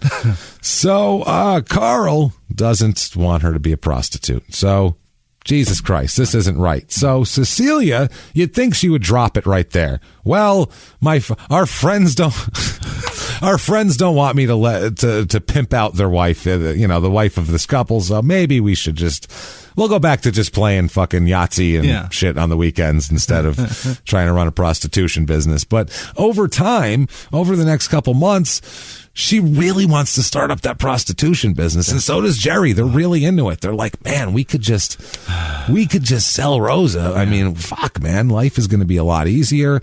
They're like, so what's the roadblock here? Let's be honest. Yeah. I want to sell women. You want to sell women. Rosa is willing to be sold. She wants to be a sold woman. I mean, so she's at least willing to. I don't know if she wants to, but she's going to let us. Yeah. So, I mean, that's good. Our only obstacle here is Carl. Yeah. What the fuck is Carl's problem? You fucking stiff, man. So they're upset with in the mud. Yeah, they're like, we need to. You know what we'll do? Let's get rid of Carl. Yeah. The fuck do we need Carl around here for? You want to have a chat with him? No, I mean, why have a chat? He's pretty. It's weird. Usually, if a man doesn't want his wife to be a prostitute, it's hard to talk him out of it. Yeah. It's one of those. It's a tough sales pitch. Yeah, it's not it's not rust protection on a new car or something. It's a tough sales pitch. No. Your wife will just be getting. No, she'll just be getting hammered by everybody out at the truck stop. It's no problem. Yeah, we're going to take her out there. She'll come home. Yeah, it's just by the railroad station when they cut. It's like the freight guys. They'll just jump all up and down on her for $20. It's going to be great. No. Fuck no. Jesus H. Christ. What are we talking about here? So he's objecting. He's being a huge stick in the mud here. Right. So they say, okay, let's kill Carl. Oh, boy. What do you say, everybody? So, I mean, Cecilia's on board. She is. Jerry's super on board. He's like, let's all kill him. Hell yeah. And Rose is like, all right. She's just like the shoulder shrug. All right. Whatever. That's what's got to happen. I guess we're killing my husband so hillbillies can fuck me for money. Sure. I mean, that's fine with me. So wow. She's cool with this. Not only is she cool with this, she is willing to be an active participant in this. It's not just like, I'll look the other way while you guys kill Carl. Cool. What do you need from me? How can I help you kill Carl? Right. So Cecilia, on several occasions from February 1979 on here, before April, obviously, Cecilia gives Rosa rat poison to give Carl. Oh, boy. Just poison him. Nobody will care. Look at him. Who cares? Yeah. So do it a lot. Do it a bunch. Now, Rosa apparently several times. Later on, she'll only claim she did it once, but even once is enough. If you try to poison someone with rat poison on their food, really any amount of times, I feel like that's you're on board with a pretty sinister plan. Right. So she gives Carl rat poison several times. He survives this. Mm-hmm. He's like fucking Rasputin over here. This guy, he's strong apparently. Apparently Carl has a strong constitution. You can't kill this guy. Right. Or she didn't give him enough. I don't know how much poison to give a person is what I'm getting at. I would imagine it would be a lot, especially. I mean, probably somebody that's a rat, right? A rat's a little. What is it? A pound? Right. I mean, it's at best. It's a big rat. I would think a pound. So right. Yeah, that's a giant one. It's a fucking that's like the one you saw in DC. That's a monster. That one asked you for a cigarette, which was he turned. He was like, "Hey, buddy, you got a smoke?" I was like, "Wow." That's it turned around and said, "What are you scared of, pussy?" Asked you for a cigarette and $5, and you gave it to him. That was the thing. You were like, "Here, dude," and you were shaking, hand shaking. Here you go. Said it just ate a cat. Dude, those fucking rats in DC was enormous. Are crazy. They're the only thing crazier than that are like when you're in Nashville or something, and it's not rats. It's like a raccoon the size of my dog.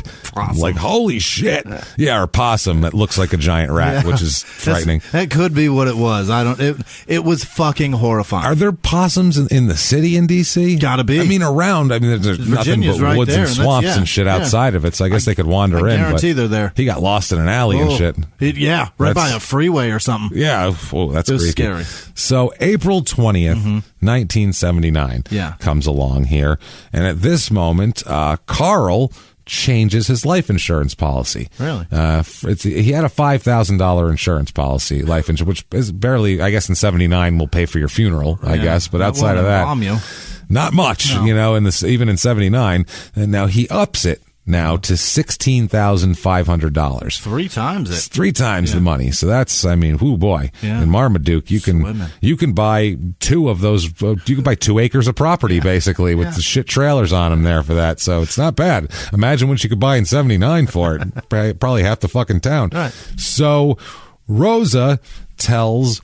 Now, Rosa's a participant and an active participant because if she wasn't, she would not tell the Rolsons who want him super dead about this because then that's just more motivation to kill him.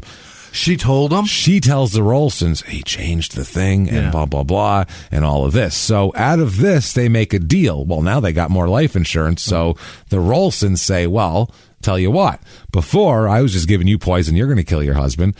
This is what we'll do. Now that there's more money involved and everything's kind of a little more spread out. Gonna split $5,000 before. No, that was just going to be yours. Our money was going to come on the back end when we pimp you out to truckers. That's how that was going to work. Yeah, that's we take the $5,000 out of your backside.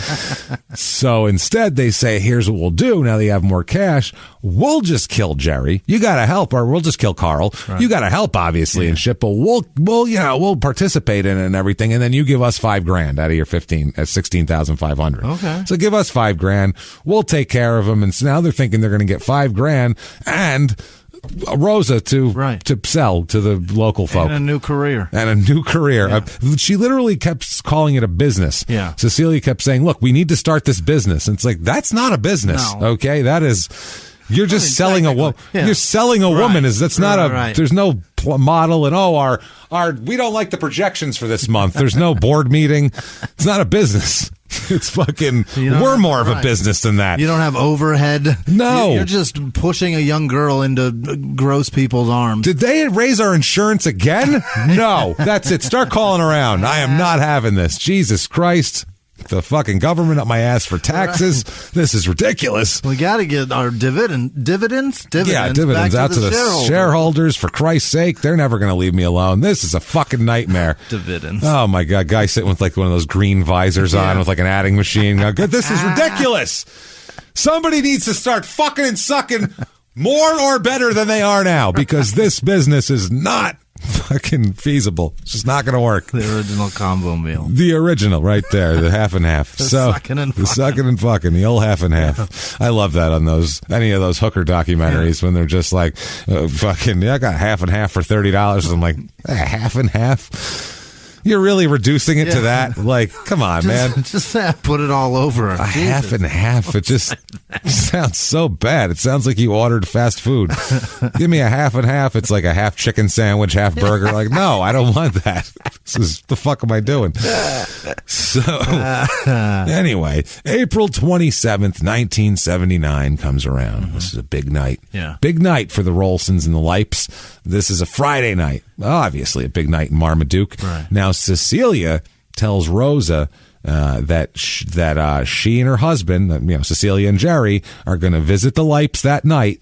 They're going to come over and hang out. Yeah. And Cecilia tells Rosa, quote, "Tonight is the night." Oh, boy. That's all she says. Yeah. Tonight is the night. Uh-huh. So Rosa's like, ooh, wonder what that means. Who am I going to have to fuck tonight? Right. So anyway, the Rolsons do visit the Lipes. They come over. Cecilia, her stepchildren, Jerry's other kids, because he's got another kid. I just don't know how old they are. Okay. And Rosa went to Pietragallo, which is a town just south of here, and ate food. Uh-huh. So they go out. This is just the ladies and the kids go out. Basically, is how this works. They eat. I don't know if they entered the children in a beauty contest while they were out or what, but what happened there. Then Rose, Cecilia, and the children drove around for a while aimlessly, and then sat in front of a furniture store for about an hour. Okay. Just a closed furniture store. They just sat in front of it in the car for an hour with the kids. Just, whoa. This is pre-iPads or Game Boys or anything. Just kids. Yeah, you just had what we do, fucking Wooly Willy. That was the best you could do for a kid back then. You had a ball in a cup. Yeah, you're not. Don't say you're tired of that Etch a Sketch yet, you little bastard. Or something. Shake it. It's brand new. Fuck. Let's go. Shake it and do it again. You didn't break it already, did you? Jesus Christ. You got it all over the car. Oh, man. It's a mess now. So they sit in front of a furniture store, which sounds very exciting. Honestly, that sounds wonderful.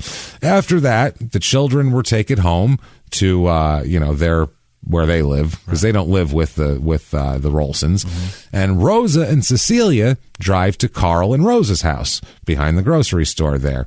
Now Cecilia sees that Carl's car is not there, the Leip's automobile, and she said, quote, "I've got to make a run." Okay, they pull up, she sees the car isn't there, and then she tells Rosa, "I got to make a run." And she and Rosa drive around for a while. Okay. More aimless driving, just driving around. And then we're talking out into the, like, not just around town, up and down Main Street, cruising. Out beyond the street lights. Yeah, they're out all just driving out in the sticks, which is a weird thing to do on a Friday night for no reason. And they do that until they're on a rural stretch of road right outside of town, and Cecilia sees a flashlight and stops.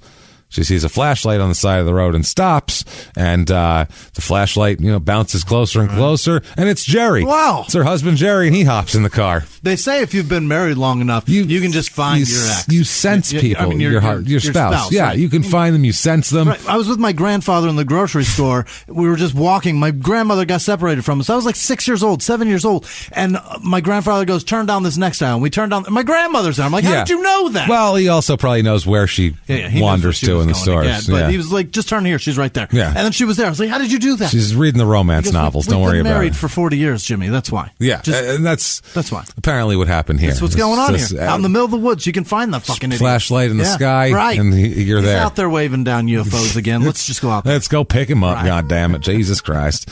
So Jerry Rolson gets in the car, very excited too. He's all, he's a titter. Yeah. He's going crazy here. And they said, "What's up?" And he said, "Oh, all right, just killed Carl." All right, just killed. I shot the shit out of him. You don't even understand. Describes. He goes, "I shot the fuck out of Carl. Just shot him up all good. Fucking, threw him on the side of the road. He's full of holes." They're like, "Are you sure he's dead?" He's like, "Oh, I shot him a whole bunch of times. He's fine. He's fucking dead. He's real dead. Like, I'm talking like." He got like 11 bullet holes in him. It's crazy. Like, that's the kind of overkill we have. Rosa, your husband's dead, and now here's the bad news. Yeah. Now we're going to take you to a truck stop. No. And this business starts. On to the truck stop. Good news, bad news. Good news is your husband's dead. Right. Okay. Let's go to the truck stop. So, it describes the whole thing, and they're like, "Okay, yeah, good deal. All right, that's fine." So then Rosa, Jerry, and Cecilia, the three amigos here, they go dispose of the gun and the gloves and the sneakers that Jerry was wearing and all this shit. They do a full murder dismount, basically. They actually have a dismount, at least. And then after taking Jerry home to go wash himself off and get the blood off of him and all that sort of thing, Cecilia and Rosa went off together to get rid of the shells that were left in the gun. Okay. So get rid of all of that. Yeah. There we go. Beautiful. Done. Perfect crime, right? Carl's gone. Right. Rosa's going to be out there sucking dick for the team by morning time. Poor thing. Poor Rosa. And she's like, yeah. Gung-ho. Woohoo. This is better than stocking your bullshit tomatoes. All that shit's not fresh anyway. None of it's fresh. Right. Let's read the reviews. Even if I give you $5,000, I get 11.5 to not have to work at the grocery store, and a little thing on the side here. Yeah, doing bad. Yeah. So she helps to dispose of the shells. Now afterwards, Rosa is told by Cecilia what to do. She says, "Look, this is what you do now. You sit up all night. Leave your lights on. You sit up all night waiting for Carl to come home. Yeah. That's what you're going to do. And then the next morning, you're going to call the cops. You're going to call the Marmaduke City Marshal, who's a real person. Yeah. And you're going to swear to God, you're going to come over. He's a human cartoon. It's like Roger Rabbit. There's just animated people here. So it's a real guy who's got a real authority. You're going to call him in the morning, and you're going to go, "I've been up all night waiting for my husband. He went out. I don't know where he is. Oh, my God, he's gone. He's gone. Where could he possibly be? Oh, no." Right. That's what you're going to do. So Rosa says, "All right, that's the plan." And that's it. I don't know if there's any dick sucking in the middle of it or what. So the next morning, the 28th, that's when the turkey hunters find Carl's body on the side of the gravel road. The next day. Less than 12 hours later, he's found by these turkey hunters, which is pretty remarkable, honestly. It is. He's not really like deep in the woods or anything. No. That's the other thing. Jerry could have fucking dragged him 10 feet into the woods, and he would have probably not been found for at least a little bit. He put him on the side of the road. Like, that good enough. Yeah. I mean, we are out in the middle of nowhere. I didn't put him in the road. I mean, yeah, no one gonna run him over or nothing, so I should be good. I mean, unless you get a flat. Headlights ain't gonna hit him. Nah, he's fine. So they find Carl's body full of gunshot wounds. Not great here. 380 bullets are in his body. Okay. So not 380, right. 380 caliber. Yeah, right. 380 caliber. And I know someone's out there going, my God, talk about overkill. He really went to work. Jesus Christ. That's a lot of reloading. How is there anything left of him? you'd just shred him to Swiss cheese at that point. Oh, my goodness. 380 of them. 3 or 4 of them would look like 7. Yeah. Hey, everybody, just going to take a quick break from the show to tell you about a healthy, delicious item, Hero Bread. And we're both trying to get healthier this new year. Jimmy had a eye-opening doctor's appointment and things like that. So we're trying to get healthier, and I'm telling you right now, this Hero Bread is a good step in this direction. It's delicious, and it is really good for you, and it's really excellent. They have the sliced bread is good, the bagels, the tortillas. I know you've been they're terrific. Ranting about the tortillas. They're so good. With Hero Bread, you can focus on your health goals and still indulge in the soft, fluffy experience you love, but guilt-free. I really love the little Hawaiian rolls, too. Yeah. They're so good. They're so good. The Hawaiian rolls, they're legit. They're fluffy. Yeah. They're exactly how you want them to be. You'd never know it's low-carb and high-fiber bread from the texture. You get the soft, fluffy experience you know and love with your savory breakfast sandwich, late-night grilled cheese, Taco Tuesday. Do it. Yeah. No compromises, just flavor, ultra-low net carbs, 0 grams of sugar, high in fiber. It's fantastic. Hero Bread is offering 10% off your order. Go to hero.co and use the code SmallTownMurder at checkout. That's SmallTownMurder at HERO.co. And now back to the show. Hey, everybody. Just going to take a quick break from the show to tell you a little bit about Sono Bello. You know, the most known secret with celebrities and influencers and all these famous people is so many of them have had lipo. They've had lipo, whether it's a little touch-up here or a total makeover. Yeah. Nobody has a perfect body. That's the thing. No. They may look like it on TV, but there's things that help that. Absolutely. Lipo now has changed, and Sono Bello's been at the forefront with using LAL technology and getting those beautiful and natural outcomes for each person. Looking real natural. Our friends at Sono Bello are offering their best deal. You're now included in their winter savings event, but appointments are limited, so please get on this. Sono Bello doctors are masters in micro-laser fat removal, a brilliant technique that removes stubborn fat permanently. Wherever your problem areas are, tummy, love handles, thighs, arms, it's gone in one comfortable visit. Eating healthy and workouts are great. Keep doing that, but if you want to lose that stubborn fat in one visit, check out Sono Bello. Save big during their winter savings event. Schedule your free consultation now at sonobello.com/smalltownmurder. That's SONOBELLO.com/smalltownmurder. Now back to the show. I mean, Jesus.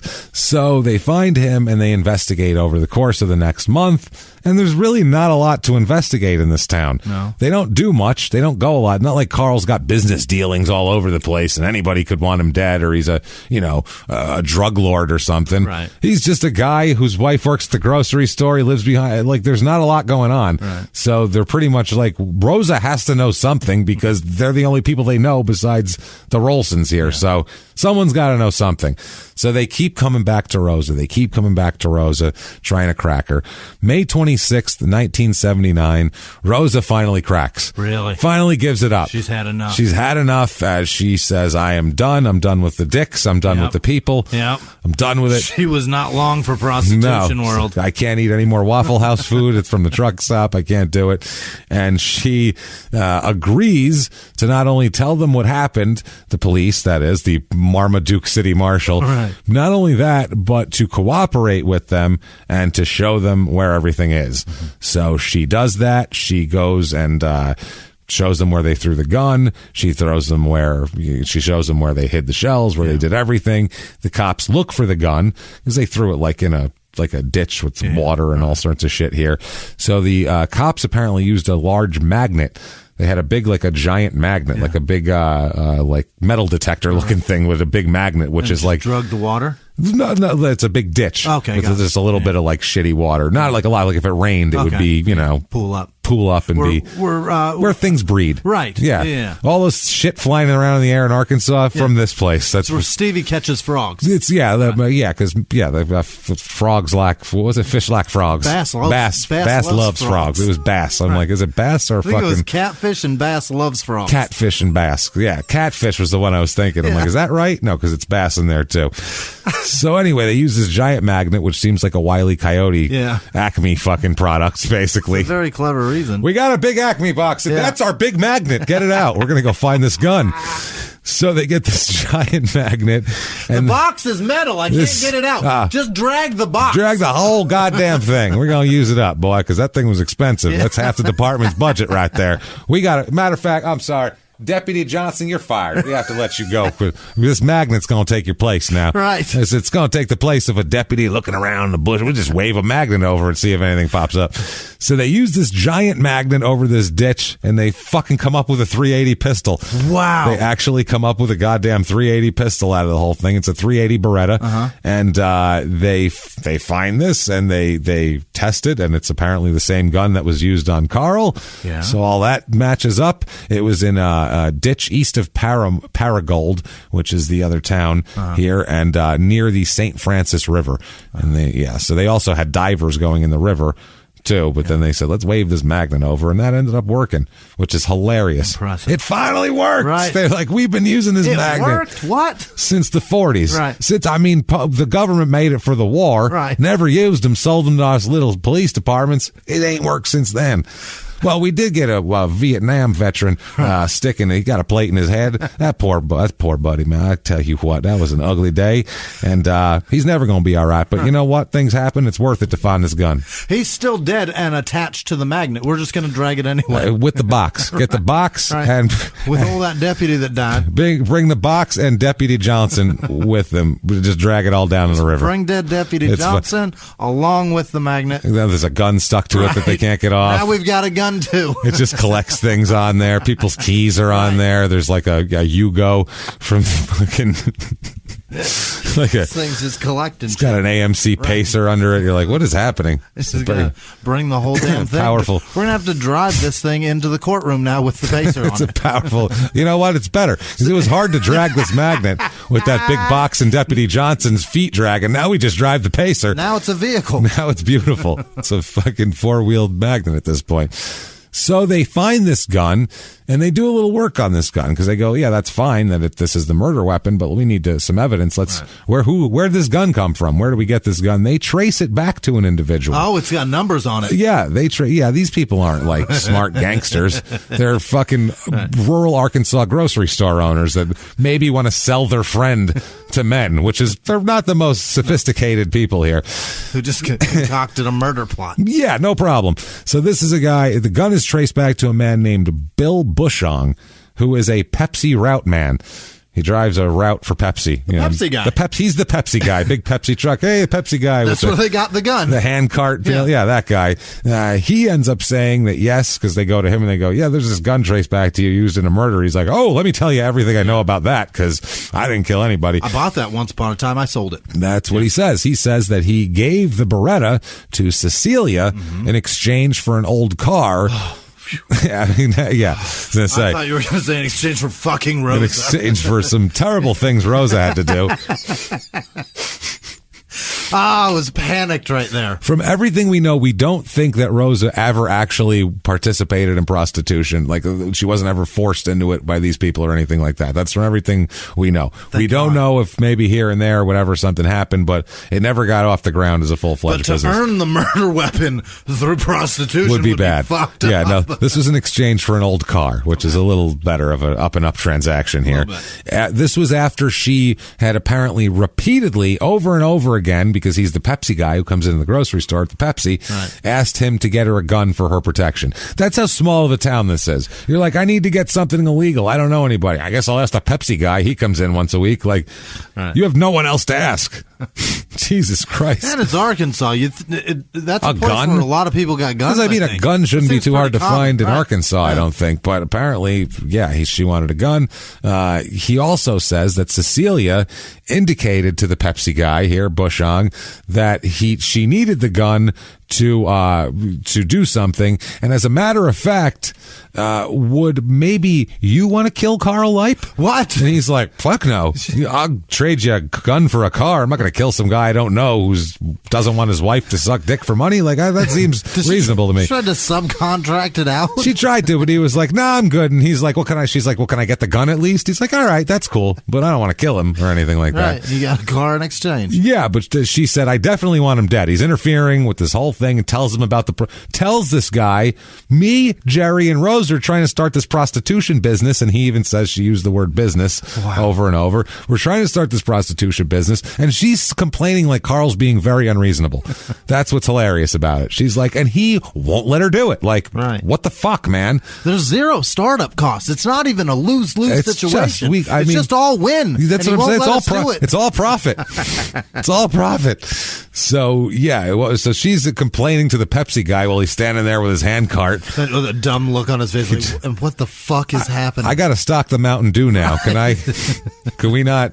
Do we do this now? What the fuck, man? There's a man with no teeth by the cooler that I need to appease. I need to give it to him. Now, he says, Bill Bushong, he says Cecilia told him on the Wednesday after Carl was killed and found, that next Wednesday, the beginning of May, that she said, oh boy, thanks for that gun, by the way. Worked great. Jerry killed the shit out of Carl, so thumbs up on that one. You were right. Shoot straight. 5-star Yelp review on your weapons business that you have here. 5 stars. So he was like, okay, who does that? Who tells the Pepsi guy? I don't know. She's just so bored. This is the problem with talking to too many people and being friends with all these people and knowing everyone in a small town. So Bushong also said that before this is all going on, she says before the police ended up arresting everybody, and Cecilia went to Bill and said, you're not going to tell on us, right? Because cops are asking questions. You'll lie for us, right? Won't you, please? Right. And he's like, well, I mean, I guess, sure. And she's like, yeah, you'll lie for us, though. Just make sure you tell the cops that I didn't tell you about the murder and the things you don't think they'll be interested in. Killings, prostitution, things like that. Cops hate that stuff. They're not interested in it at all. So there is other evidence, apparently, that Cecilia had been looking for a gun and was also telling other people about the prostitution ring. She was getting a buzz going around town about this, because it's a business coming up, so you got to get a buzz going. Right. So she gets a little buzz going about this prostitution business, and she's like, I'm telling you guys, I'm going to flyer this town. Yeah. Social media, blitz. Getting it. Big time. Get an influencer or two in there. This is going to be good fucking shit. So, he does that. A guy named Mark Reed testifies that Cecilia asked him to perjure himself later on because he's another guy that Cecilia went to for a gun. Right. And she said, oh, yeah, by the way, you'll lie in court, right, for me? Yeah. So he tells the cops, she's trying to get me to lie in court. To say that she didn't ask for a gun and all that sort of thing.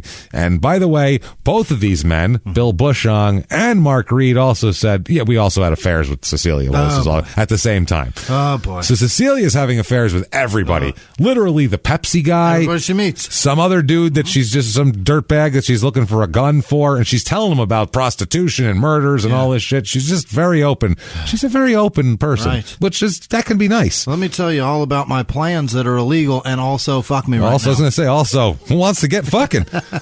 Just the Pepsi guy, Mark Reed, Rosa, whoever comes in contact with her. It's like a special, like a Tuesday special. Yeah. If you spend $30 in groceries, Cecilia will bang you behind the cooler or something. I don't know what's going on here. It must be something with her infatuation with people that you talk real nice. How do you fuck? Yeah, it's bizarre though that she's just a strange, for a small town in 79. I don't care how many people you fuck, but it's just a weird thing to be married and also having an affair with a woman and also trying to set up a prostitution ring and also fucking the Pepsi guy while you try to get him to not only kill for you, but maybe just get you a gun, and then another guy you're fucking and trying to get a gun from. The whole thing is just weird. It's very manipulative. So it is interesting. May 27th, this is the day after Rosa decides to spill the beans. Yeah. They already have Bush on. They have Bill's testimony. They have Mark Reed saying, oh, yeah, she wanted a gun, told me all about this sort of shit. Right. They have Rosa now. Now they're like, let's go talk to those Rolsons again and have a little chat with them. So Jerry says that he and Cecilia, they did go to the Lipe home that night. That did happen, that Friday night. But that he left with Cecilia and Rosa. Yeah. He said, the three of us took off. He said, I last saw my wife and Rosa together about 9:30 p.m. when they took me home, and I went into bed. Yeah. I don't know shit about shit. Right. I don't know, what you're talking about. This sounds far-fetched. Mm-hmm. You're crazy. He says that his wife, because they're like, well, what about a prostitution ring? And he's like, okay. This is one of those things when a cop is asking you about a murder, you have to give up a small thing. Right. Show you're not trying to lie. He's like, no, prostitution ring, that actually did happen. Yeah. She did. We talked about it, and but it was more just theoretical, and but that doesn't mean we killed anybody, obviously. I mean, just because we have a prostitution ring, just because we're willing to pimp out our friend doesn't mean that we're heartless or anything. That is. So Cecilia just said, I don't know what the fuck you're talking about. Mm-hmm. I don't know anything. I don't know shit. I don't know anything about prostitution. I didn't fuck anybody. Right. I'm just a nice lady who owns a small town grocery store. Right. I don't know shit. She did admit, though, that Bushong gave her a gun after she asked him for it several times. Uh-huh. But she says, fine, I did get a gun, but it wasn't for me. It was for Rosa. Right. Rosa said she wanted the gun. Needed it. Yeah, she said she did. She needed it. She wanted it bad. I figured I'd give it to her. Right. So she did. She said she did. She also said, though, that, Bushong took an old car. Same thing that Bushong said in exchange for the gun, but she just did it for Rosa. That's it. Nothing else. She also said that 3 occasions where she had talked to police officers, she did lie to them about the gun because she said that wasn't true. Right. But now that they have everybody's testimony, everybody's, statements and all this shit, she's like, okay, fine, I got a gun for Rosa. Yeah. But that's all I'll admit. She denied any knowledge of a gun at first, though, and denied that she ever asked for it or anybody or anything. And then finally, she also says, yes, she did talk to her husband about a prostitution ring. She also was involving Bushong, who was going to be involved in this prostitution ring somehow as well. Right. You got to get the Pepsi guy into it. It's helpful. He's kind of like it's the taste of a new generation. That's what I mean. He's kind of like the Pope of the town too. Like they, hey, you got to clear it with the Pepsi guy. He's like the mob boss of the town. Make sure the Pepsi guy's okay with it here. So the Rolsons are arrested. They're like, oh yeah, you're full of shit, obviously. Why don't you come on into the jail here? They're arrested. They let them go from that interview, and then they're the next day they're driving home and they're pulled over and arrested on their way home. So that's May 27th, 1979. May 28th, 1979, they haven't been formally charged yet. I don't know how the fuck this works, but they haven't been formally charged yet, but they're released on $30,000 bond. How do you do that? I don't know how you do that without a charge. Right. I don't know how they get a bond hearing without a charge. And it's the next day. Normally they have a few days to charge you and get you a hearing, so they'd wait their time and then you'd get a thing after that. This is immediately, they're both sprung. Okay. So they're absolutely sprung here. So now February 8th, 1980 is when their trial begins. Jerry and Cecilia have a joint trial together. Together trial, yes, absolutely. They have a joint trial. Rosa is the star witness against them. Yeah. She is the victim here. She's, playing she's an accomplice / victim is what she's kind of playing up here. Yeah. But February 8th, 1980. So from May 79 to February 8th, Jerry and Cecilia get to stay out of jail while preparing their defense, which is helpful. That's a big deal. So the defense essentially maintains that Rosa killed her husband or someone else. It could have been anybody.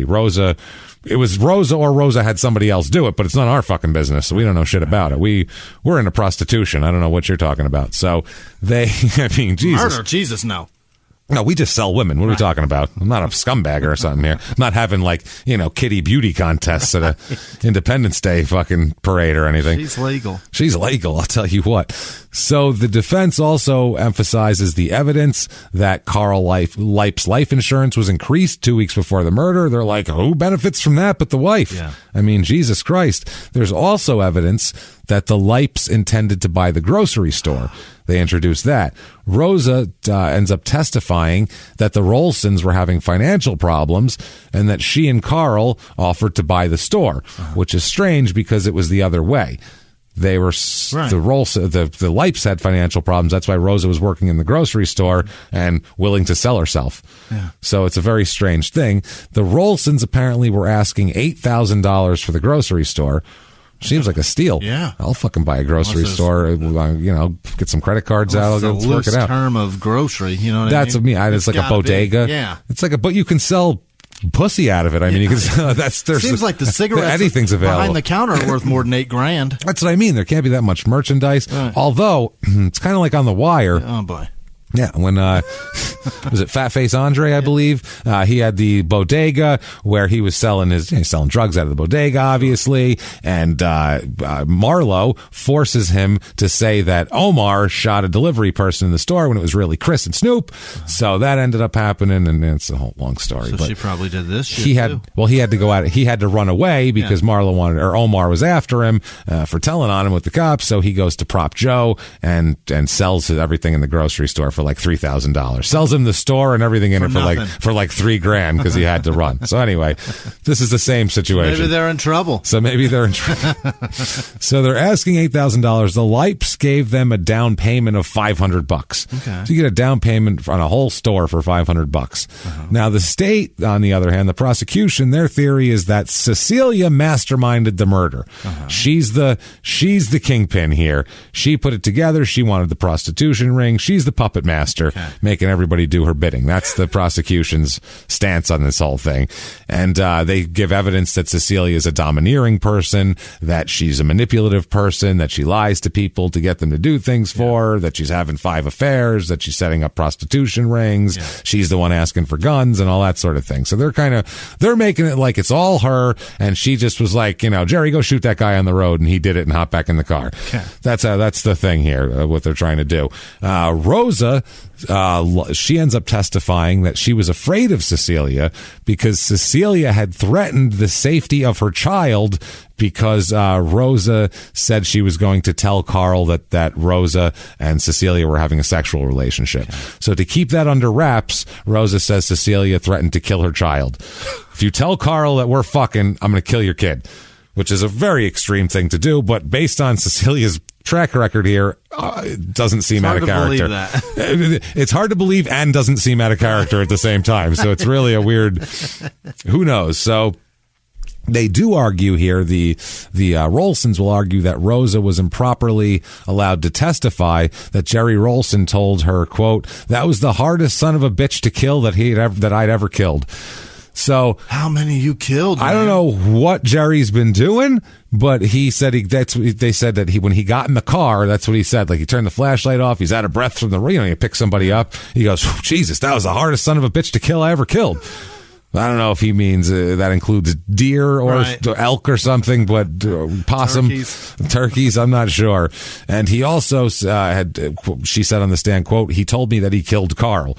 So, yeah, the objection from the defense was they're saying it was hearsay, but it's among many exceptions to the hearsay rule. It's a statement made by a co-conspirator, but they're going to really the Rolsons are going to really put their feather in that was hearsay. You can't say that. Can't say, but you can say what a co-conspirator told you. That's why they have co-conspirators testify against you. If you couldn't do that, there'd be no point to it. Right. He told me, nope, you can't say that. Okay, well then, who the fuck? Why am I here? Why am I here? Right. What are we talking about? Unless you're going to get him to admit it, I don't know what we're talking about here. So there's a problem though here with the evidence of the sheriff's department guy. The state used apparently a former deputy sheriff's testimony later on basically the guy who handled the evidence in the sheriff's department was unavailable, as they put it, unavailable to testify. So another deputy sheriff who also examined the crime scene and the former deputy's testimony, basically he did the testimony based on his scene and the other guy's notes, because it's all just like, you know, it was found here, this far from the road. It's measurements and shit like that. It's not like it's all in the report. Basically, you don't have to be the lead guy to see the report. So anyway, they put him out there to do the technical shit of medical stuff. And I guess the sheriff's office learned 5 days before the trial that their witness had left the state and was in Texas. Oh, no. That's the evidence guy. Apparently, according to the court documents, and it sucks for this poor bastard that this is in the court documents, the guy who worked for the sheriff's department and his wife had separated, and the guy just snapped and fucking took off. He's just like, I'm getting the fuck out of here. Is that enough? Jetted 5 days before the trial. Give a shit about any of this. Yeah, so they had to scramble and get somebody else to get up there and put a fucking tie on and look like a respectable guy who can tell us how far away the body was from the road and how many gunshot wounds there were and shit like Poor that. Bastard. Yeah, his marriage almost ruined this. Yeah, that's what it was. So the sheriff's office had to say they made a strong effort to locate and produce him, but they couldn't find him. So they said they made a good faith effort to do it, and then the court allowed the testimony of the other deputy because they said it's not like this guy, not like they didn't try to find him. They're not hiding him. Right. He's having a tough time right now. He's really going through it. He's got a little bit of a problem. He ran away to Midland, Texas. That's oh it. He just God. snapped. He's really pissed. He's pissed. That's pissed. So the defense counsel here attempts to cross-examine Rosa, reading from a prior statement she had made to a polygraph operator. Because at first, when she said that, they usually will polygraph people just to eliminate suspects, kind of thing. One of those deals. So they polygraphed her just to see if she was telling the truth. Obviously, it's not admissible in court, but they ask her about a statement she made to a polygraph examiner, which is not okay. That's shaky ground and thin ice. So the question was, have you minimized your involvement with Carl Leip's death? And her answer had been yes to the polygraph examiner. So the state objected to this line of questioning because of possible mention of the lie detector test. And so they argued about that for a while because that's, you know, to the Rolsons, that's a big deal. Yeah. She minimized her role. Now she's blaming all of them, but they can't get it like in the actual deal. So the court had a big in-chambers hearing, allowing both sides the opportunity to argue about it. Trial judge finally decided that the line of questioning shouldn't be pursued. It's a little too sensitive and all that sort of thing. But the question did come out in open court. Now, there was that sort of thing. The defense asked for a mistrial and didn't get it. So the state is allowed to ask Rosa Leip and Bill Bushong questions that related to Cecilia Rolson's personality as well. The answers suggested she was a dominating person, and that was another thing that the later on the defense is going to say that that's evidence of character, which can't be introduced unless we introduce evidence of character. Otherwise, it's just facts. That's why you don't have. I used to wonder, why doesn't every defendant have everybody they know go up there and say what a great person they are? Because if you introduce character evidence, then they can introduce of the prior acts. Right. So that's a different story. Otherwise, your prior acts aren't allowed in unless they have something to do with what's going on. Very weird here. So, so they ended up doing that. They tried to finesse it so the answers would come out and say Cecilia is a dominating person and all that sort of thing here. But they said that this evidence doesn't fit into what's usually considered character evidence or whatever. It was more like manipulating the murder circumstances. Yeah, that's why they allowed it. Also, they said that there was substantial evidence there that she supplied the gun and was the key person in the murder and all this sort of thing. Jerry takes the stand. This dipshit. This dipshit. Hi. How you doing? Hi, y'all. Y'all want to fuck my wife for money? Or one of her friends or something? For our defense fund? Yeah, come on now. He testified, I was at home in bed with a headache that night. Don't know shit. Yeah. Wife dropped me off. I don't know. Maybe the girls went out there and did whatever the fuck, but I was home, headache, sleeping. You know, gunshot. I mean, I'm sorry. Did I say that? You fire a 380 a whole bunch of times, your ears will ring. They'll ring. I'll tell you what. Maybe they were out there scissoring so hard they scissored him to death. Oh man, it was the hottest threesome in the history of Marmaduke, and then all of a sudden he just stopped breathing. He was like, I can't. Nope, they're squeezing my midsection. Unbelievable. They're squeezing my parts. So the verdict comes down. This trial is over. Verdict comes in. Jury deliberates for 3 hours. Yeah. It's not a long time because there's 2 people, so that takes about an hour to fill out the paperwork for one, so that's not a lot of deliberation. Both are said to be guilty of first-degree murder. Oh, my God. Yeah, got him good. No death penalty here on this particular case because of the circumstances, but guilty of first-degree murder. Now, the next day comes around. Next day, they're supposed to be sentenced. The sentencing is delayed on this, but only delayed for about a week here. They're convicted of first-degree murder there. They said that the jury, it's postponed at the request of the defense lawyer so they can make a case, basically, for mitigation. Sure. So February 15th, 1980, a week later, is actually sentencing. They line these two up. It's Jerry and Cecilia. You, sir, and ma'am, together as a couple. Right. This is nice, though. At least they're doing something together. Couples don't do enough shit together. Yeah. So this is nice. They are sentenced here to may fuck off, life in prison for both of you. Wow. Have a good one. With Enjoy. Parole, with parole, chance, but life. Yeah. So not wonderful. No. As a husband and wife. Minimum 25 there, probably? Yeah, I think so. I think because it was a certain amount and they stack 50 on top of that, it turns into life. Okay. Not wonderful. No. Not a good thing to get sentenced to here. But this judge must be the kindest motherfucker in the world. Because right there, that day, he sentences them both to life in prison for first-degree murder. Then in the next breath, he bonds them out. What? They are given appeal bonds.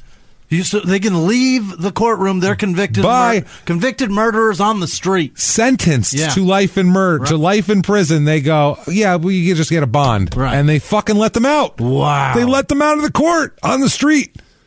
You just, the fucking, in the next breath, he literally said, life in prison, you're a terrible scar on society. Oh, yeah, but you can go wander around for a while until your sentencing starts. Run, Rosa, run. On an appeal bond. Wow. Like, usually that's it. They take you away, and you're going to prison right then, and then you can appeal. Right. Yeah, he was released. Jerry is released on both of them on a $50,000 appeal bond each. So, Cecilia doesn't get out till the next day. Okay. She gets out on the 16th. I don't know why, but... So by February 17th, both of them are on the street. Wow. So they have an appeal here. That's gone, right? That's not legal anymore? No, they're not on murder. Remember the one case we had a few, it was one of the precedent cases. So terrible. That was the one guy who killed like his wife. Was he a cop or something in the one case we did? And then it was like 20 episodes ago. And it was the same exact thing. He had he was out on bail and then the court decided that they're not doing that anymore. Thank God. So they pulled him back into jail. So now here we go to appeals because they're out on appeal bonds. The appeals court finds that the court erred in failing to grant a mistrial because of a reference by Rosa to having taken a polygraph test. On cross-examination, like I told you what happened there, Rosa replied that the statement was untrue and was made before she, quote, took the polygraph test, which thereby implying that everything she said afterward on trial on behalf of the state was true. That's what they said. Because they said, the jury could think it's been vetted by a lie detector, so it must be true. The defense attorney for Cecilia moved for a mistrial. The court denied the motion and told the jury to disregard the statement as having nothing to do with it, basically. Later on cross-examination, when questioned about the truthfulness of prior statements, Rosa made references such as, I can't answer that without doing something the judge asked me not to do, which is referencing the lie detector again, and said, quote, I can't explain it because the judge won't let me, which is basically saying it again. Right. So I can't talk about that thing that I'm not allowed to talk about. Because the judge won't let me, which is that one thing that they're not supposed to think about in the jury box. The only thing they're not supposed to think about, I can't, that's what I'm thinking about right now. So forget it, guys. Don't think about it. So every time this happened, it's not good court work here. Every time this happened, the Cecilia's counsel moved for another mistrial, and every time he was fucking denied. They said the situation is aggravated by the fact that the defense counsel tried to approach the bench to prevent any reference to the polygraph examination, but the court refused to hear the objection, and the testimony came in immediately afterwards. So they were like, stop it, you're being an idiot. And then the second later, he was proved completely right, the lawyers. Fuck. Well, let me do that. They said Cecilia and her lawyers correctly argue that the trial court erred in allowing a guy named Eric Crichton to testify over her objection that he received a telephone call from a man who identified himself as Jerry, the employer of Rosa Leip. Yeah. Okay, now the caller wanted to know the amount of proceeds of the insurance policy on the life of Carl Leip, whether there was double indemnity clause. Crichton was a guy who worked for the insurance company. Got it. And he's saying that he's the employer. Jerry called the insurance company saying he was the employer of Rosa, asking questions about that specific policy on Leip.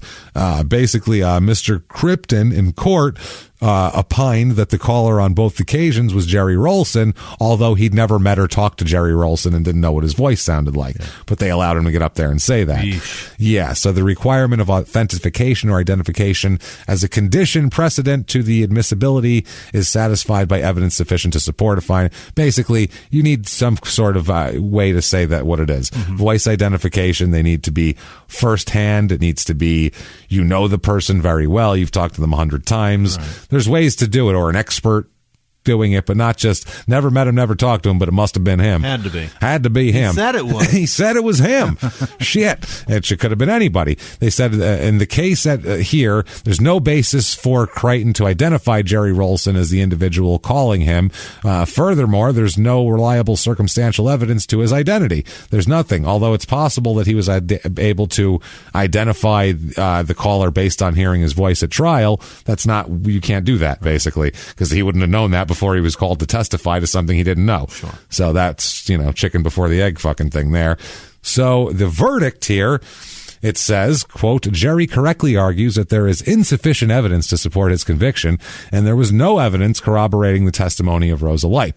Basically, it's just Rosa going, they killed him, and the Rolsons are saying, Rosa, we got her a gun and she killed him. Right. So who do you believe? Oh, So, but Rosa has immunity is the difference. Yeah. So, basically, they said that Cecilia is an accomplice in this whole thing. She sounds like the one. Well, then we'll find out here. They said a conviction cannot be had in a case of felony upon the testimony of accomplice unless it's corroborated by other evidence. That's a major court thing that tends to connect the defendant with the commission of the offense. Corroboration is not sufficient if it merely shows that the offense was committed and the circumstances thereof. Both of them are overturned. What? Both of them. Both convictions and sentences overturned for both the Rolsons. Do it again? Well, Jerry and Cecilia, after this, over the next year, they get a divorce. They're like, you know what? All the affairs came out and everything like that, and all this murder. And so much for the couple that murders together. Together. Not quite here. Yeah, they also don't fuck together. That's the problem. So, Cecilia, the court decides that there is not enough evidence to retry Jerry. Basically, all they have is Rosa saying that she did that, because Cecilia is a co-conspirator and she's saying that they don't know anything. So she's not saying he did it. So it's only Rosa's testimony, and the appeals court just said that that's not enough. So there's not enough evidence to convict Jerry. Oh boy. So Jerry, no new trial. Jerry is free. Oh boy. Free as a bird. No fucking not a murder. No new charges. Nothing. And but the court does order a new trial for Cecilia. Because there's evidence from Bill Bushong and all those other people that are connecting her there. Yeah. Whereas Jerry wasn't around for that. Is she going to try and talk her way out of it? Well, September 25th, 1981 is her trial. It starts out opening statements here. She accused somebody else of pulling the trigger. Could have been anybody. She's like, it had to be somebody, but it wasn't me. And the prosecutor said that the prosecutor saying they have a tough job because they have to say that she didn't pull the trigger, her husband did, who's not being charged currently. So it's a very weird thing. The prosecutor said that the testimony would show that she plotted the death of Carl because he wouldn't go along with the prostitution ring, blah blah blah. So Jerry was permitted to testify here. They called Jerry to the stand, which is super weird to have the guy who actually did this on the stand. Very strange. He's permitted to testify that Cecilia had personal problems because he's her husband, or was her ex-husband. So they're like, he knows her well enough to give some weird. This seems bad though. It seems awful. It seems like it's going to fuck the trial up, too. You got, again, character. Exed? Yeah. He also testified that Cecilia once asked him at a nightclub to approach other women about being in prostitution rings. So Cecilia was like, let's go recruit women. Like, let's go see if she wants to fuck for money for us. Like, let's go higher. Really weird. Job fair. At the, fucking club. At the bar. Yeah. So now Jerry, though, Cecilia says she didn't know anything. She said she didn't even know that Carl was dead until the police questioned her about the shooting. Yeah. It's like, I didn't know anything. She said she took the stand. She was on the stand for 2 hours. She denied any involvement. She said she was not involved in the 3 attempts to poison Carl 2 weeks before that. Right. Wasn't involved at that at all. Nothing. And Jerry said also, Jerry testified that he knew nothing about the murder also, because that's his own ass. I don't know shit either. This is crazy. So they said they first knew about the murder when the police questioned them. They both said that. Now Rose had come in here, Rosa, and she she testified that they tried to pull her in, prostitution scheme, the whole deal. Mrs. Rolson here, Cecilia, she testified that Rosa made the accusation, quote, in order to save her own neck, because she's the real murderer. Obviously. So she is convicted. Good. Again, Cecilia, and sent away for life again. Okay. October 82, she takes it all the way to the Supreme Court, baby. Oh, damn it. Going all the way to the Supreme Court. She argues that she cannot be an accomplice since she was not present when the murder took place, which is just not the law. Right. The law does not work like that. You don't have to be present. Right. She can't disclaim responsibility because she didn't take part in every act that made up the whole crime, is what the court says. Any part of it, you're part of the conspiracy. Right. Anything. Yeah. The right hand washing the left doesn't even have to know the right's washing it. They're both in a conspiracy if they're both benefiting. That's the thing. So, they said the arguments of error by the defense, basically they say the judge refused to allow the defense to inform the jury that Jerry Rolson's conviction was reversed and dismissed on appeal. Right. It's a refusal to allow instruction or testimony in reference to that, and his refusal to allow that the defense to mention that Jerry Rolson was not currently charged. Because that would make the jury go, oh, is this the only person that should go to jail for this murder? The alleged trigger man is free. The wife who set the guy up and made the insurance money, she's out. Yeah. Should Cecilia be the only person in jail? That's what the defense wants to. The defense kind of wants to do that. Like, hey, let's tell them about Jerry, and maybe they'll feel bad for her here. But they said that this would prejudice the state's right to require her to account for her conduct there. And they argue about the. They argue more about the Rosa Light. They bring that back up again. The hardest son of a bitch that he ever killed. That statement from Jerry. This whole deal here. So they end up saying that the only implication of... She tried to, at one point, by the way, blame it on Bushong, too. She said the only implication of his guilt comes from his testimony that Cecilia once told him that she wanted Carl killed. But that's it. There was no... he said she thought she was joking. And there was also inconsistent testimony from Cecilia and that sort of thing. Then she argues in her last ditch that Jerry should not have been able to testify against her in the second trial because he was her husband. But at the time, they were divorced. Yeah. Okay. She said she said it violates privilege for husband-wife confidentiality and all that sort of shit. He also testified that Cecilia told him about the prostitution ring, recruit girls. They said that the second instance is obviously not intended to be confidential because Cecilia indicated she wanted the content to be related to other women. And there's evidence that other people were present. So basically, if we didn't get Jerry to say it, we could have found other people who heard it. So it wasn't like you two were sitting in the privacy, because that's what it's meant to protect. You're telling everybody anyway. Yeah. If you're sitting in the privacy of your bedroom with your husband or wife and sharing things, that shouldn't be infringed on. That's a different story. The nest of trust. Yeah. If you're out at a club and you're like, Jerry, see if that girl sucks dick for cash. That's not a sacred, fucking thing there. That's just you being a jerk off. They said the defense neglected to demonstrate how anything prejudiced her. There was no showing that the trial judge abused his discretion in any way, shape, or form. And it's argued that it's argued in passing that error could, during the cross-examination of certain defense witnesses, might have been there, but not enough to make a goddamn difference. The state upholds the first-degree murder conviction against Cecilia, life in prison. for her. Jerry, free as a bird. Yeah. Forever? Free as a bird, not Forever. charged. He remains not charged. Get the fuck they out have of no my evidence life. against him. Oh, my God. Everybody's in their best interest to say that he wasn't there, and if they do say he's there, then they've already been told they're a lie, so it's... I thought you sure was going to flip. No, they're divorced, and, well, then she'd have to admit her part, which she's trying to get off on the appeal. She can't do that. She's in it too deep already. She's in too deep. So he remains not charged. He remains out. In 1988...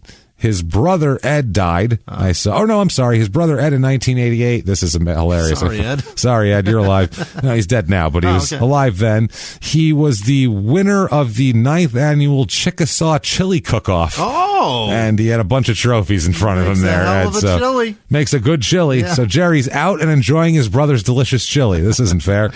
1989, Jerry buys some land. I found a land transaction in an old Arkansas newspaper here, a real estate thing. Tommy G. Saliba sold him some land for $47,000. So there's that. 1990s, he gets remarried to a woman named Shirley. 1994, he files bankruptcy. So that didn't work out too well for him. That is Chapter 7 bankruptcy in November of 1994. At some point in here, he gets divorced from Shirley and ends up with marrying a woman named Dora. So, I mean, he gets around. This is at least his fourth wife that I know of. At least. Fourth wife, getting off murder charges. This guy's a fucking bounder, man. He's a crazy one. He goes. So March of 1996, this is interesting here.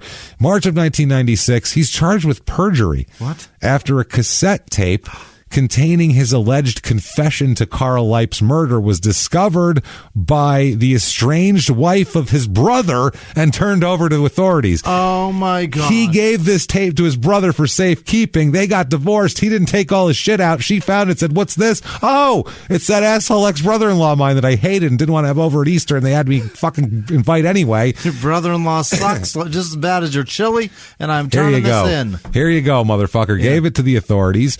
He testified at trial that during Cecilia's trial that neither he nor Cecilia were involved in the murders.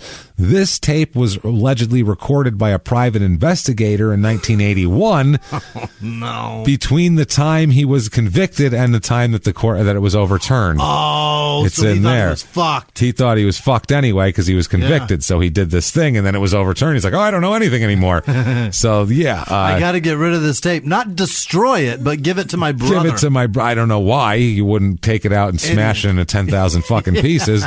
But the attorney Val Price of Jonesboro, who represented Rolson, says the perjury charge should be dismissed because of the statute of limitations. But the prosecutor said the statute might not apply to perjury if it's considered fraud. Fraud comes under a different statute that charges must be filed within a year of the time the fraud was discovered, which is just now. Suck it. So fuck you. That's basically what they're saying. He turned himself into the sheriff's office in Greene County and was released on a $5,000 bail. The charges were that he lied during his trials when he testified that he did not kill or have any knowledge of the circumstances surrounding the death of Carl Leip, quote unquote. According to the transcript filed of the taped conversation between Rolson and another person, Rolson implicates himself and his wife at that time, Cecilia and Rosa. According to the transcript filed in support of the perjury charges, Rolson said he, Cecilia, and Rosa got Leip Carl to go with them, presumably to buy. They told him they were going to buy drugs. Right. So come with us. We're going on a drug run. And then he said, quote, "I shot him again, and then he fell down on the hill, the embankment. I shot him again. I kept on shooting. He began to vomit and was still breathing." Oh my God. Yeah. This was not good. He said, "I started to run and remembered what Cecilia said. She said," Cecilia and Rosa both said, "to make sure he's dead until he quits breathing and empty the whole gun on him." This is what the woman told him. "And if he's not dead, reload." Wowza. They told him. "He's still breathing. I held one side and shot him right there. And when I shot him there, he stiffened out." So that was what he said. He describes the murder in detail, as a matter of fact. And he's out on bail. September 1996, he's supposed to show up for court. He doesn't fucking show up. No. He's on the run. They're looking for him. Sure. It's in the paper that he's a fugitive. Yeah. He's on here. He's 52 at this point, charged with 2 counts of perjury, failed to appear in court. There's a bench warrant out for his arrest, going after him. The attorney, though, wanted the court to happen that day because he wanted to argue about statute of limitations and get it tossed, and Jerry didn't fucking show up. So he screwed him. 2002, all of that somehow cleared up. We don't know what happened. Right. But 2002, Jerry's wife, Dora, dies. Oh, no. At 61. Hopefully he didn't kill her. Off to explore the big sky. I would say. March 1st, 2006, Jerry's son, Jerry, dies at 39. No. 39. Jerry was a Navy veteran. His son was in the Navy. He died in a 1-car accident. I have the accident report here. That's so sad. Yeah, it was a 92 Pontiac, was traveling north on State Highway 141, lost control in a curve, drove off the highway and struck a tree. And so single car driver died at the scene there. So there's that. Now, July 20th, 2007 comes around, and the Arkansas Clemency Board is making its recommendations. Get out of here. 4 murderers were recommended for early release this day. These are 4 convicted murderers, including Larry Davis, Bobby J. Mitchell, Freddie Hendricks, and Cecilia Rolson were among those recommended on a list on Monday. And then Rolson was sentenced to life in prison. She was convicted, obviously, in 79. The board's recommendations go to the governor, and then there's a 30-day public notice period where people can bitch and complain. Yeah. And the only thing I saw people bitching and complaining about was, I think, the Bobby Mitchell one, because this person's family was like everybody, because I think it was a robbery where he shot a store clerk, and very senseless, one of those. So there was one of those. So we believe that Cecilia there, she's recommended for clemency, so that could happen anytime after that 30 days. 11 days later, 11 days later, July 31st, 2007, Jerry files for Chapter 7 bankruptcy again. So I don't know if he's trying to protect some kind of assets from her. Does he think that she's going to come after him for something? Try to sue him or something? But 10 days after she's recommended for clemency, he files for bankruptcy. She might get out. That seems broke. Something. Yeah, I don't know. I can't help you. So I don't know. Whatever. But 2008, Jerry's brother dies. Yeah. And then from what I can see, Jerry is still alive. He's out there. I found his address, and I'm not going to tell you about it, but I found his address and everything. He voted in 2018. The guy is a fucking citizen that is just as much of an opinion as you, only he's a fucking shot people. In his own words. I don't know. He's a dipshit. So, yeah. But Cecilia, she ended up being the only person to do any time for this. Yeah. And looks like she ended up doing like 28 years for this. She got out? Seems like she got out. Yeah, I can't find her and an inmate search at this moment. And if she was recommended for clemency by the board after 27 years, and she's not even the trigger man, they probably let her out, I'm going to imagine. Because you can't say like she's a monster who, can take a person apart and without any remorse. Like she wasn't even there. So it'd be difficult. Oh, boy. Yeah, and she's older now, and we don't think anyone's going to pay for that ass at this point, so it's fine. She's still giving it for free, I'm sure. She's still giving it for free. Now, that's a crazy story, and if that wasn't a crazy enough story, I have to tell you a quick other story that it's one of these stories that that's just not long enough to do a whole episode on, and even a bonus episode, but Jesus Christ, it needs to be told that it happened. Okay? On October 31st, 1989, this is in southeastern Arkansas here, a woman named Gladys Crow, who's in her late 60s, was found partially submerged in a pond located on a property, not owned by her or anybody that she's related to. Now, the body's partially enclosed in a yellow body bag, and there's a rope tied around the body, which is used to hold concrete blocks in place to weigh the person down. So it looks like a mob hit, basically, here, which is very strange. How old is she? She's like 68, I think. So the mob doesn't usually take care of those ladies. Yeah, rural Arkansas ladies, like, your needlepoint sucks, bitch, and fucking kill her and put her out here. I don't know what she's doing. That fucking jam you sold me at the farmer's market's bunk. You're going in the pond. So the next day, a man named Donald Bates comes to the police with a story. And this is a story that you guys absolutely need to hear. He didn't even need to do this. He came on his own out of guilt or whatever. He came and he told the police, the woman who's dead, you want to talk to her daughter, who's 41 years old. Her name's Nancy Crow. Nancy's a tiny little thing. She's 5 foot tall, 110 pounds, little tiny thing. He says she killed her mom there, Gladys Crow, and he lives on the property with which he and another person purchased from Mrs. Crow and her husband. Got it. So there's like a property right near them. Right. They cut off a chunk of their land and sold it to these people. So they said that these people were, behind the Bates's house was behind their house, the Crow's house, right? So he said that Nancy had expressed concern that she believed her mother planned to disinherit her. Okay? Yeah. So she asked Donald Bates to assist her in a plan to murder her mother. Okay. She's like, can you help me kill her before she writes me out of the will? Right. I mean, this is ridiculous. She's old anyway. Yeah. Whatever. So that was kind of her attitude. So the Gladys Crow, the mother, is expected to arrive at the trailer home of Nancy on the morning of October 3rd. Okay. Now keep in mind she was found October 31st. Yeesh. Yeah. So at this point, Donald Bates and Nancy designed a little plan so that this is fucking insane. Yeah. This is small town murder all the way, right? You're not going to hear this anywhere else. So that Nancy could use a crossbow to shoot an arrow through the window of her trailer from the inside at her mom as she came in the house. Wow. Walked through the front door? Through the window as she walked toward the front door through a small gate. She's like, you get her in that gate and that's going to frame her perfect, and I'll pop her with the crossbow from inside the trailer. Lord. Firing a crossbow at your mother through an open trailer window is the most fucking panhandle shit I've ever heard in my life. It doesn't get more than that. Come on. Low-class murder. That's just some low-class shit. You didn't even have weaponry here. So, wow. Shoots. So this is what ends up happening here. So they talk different things. Well, maybe we could do this. How do we get her here? Right. I could take her over here. You pop her from over here. Maybe you could get on the roof. Oh. And they throw all these different scenarios of how you're going to take her mom out with a crossbow, which is fucking ridiculous. Fucking Robin Hood. So finally, this Bates guy, he says that he was actually present that morning. Gladys Crow arrived, got out of her car, and he said, hey, why don't you walk through this little gate entrance here? I'll help you. Over here. As she walked through the gate, Nancy fucking shot her with the crossbow out the trailer window. Didn't kill her, though. Not a fatal wound.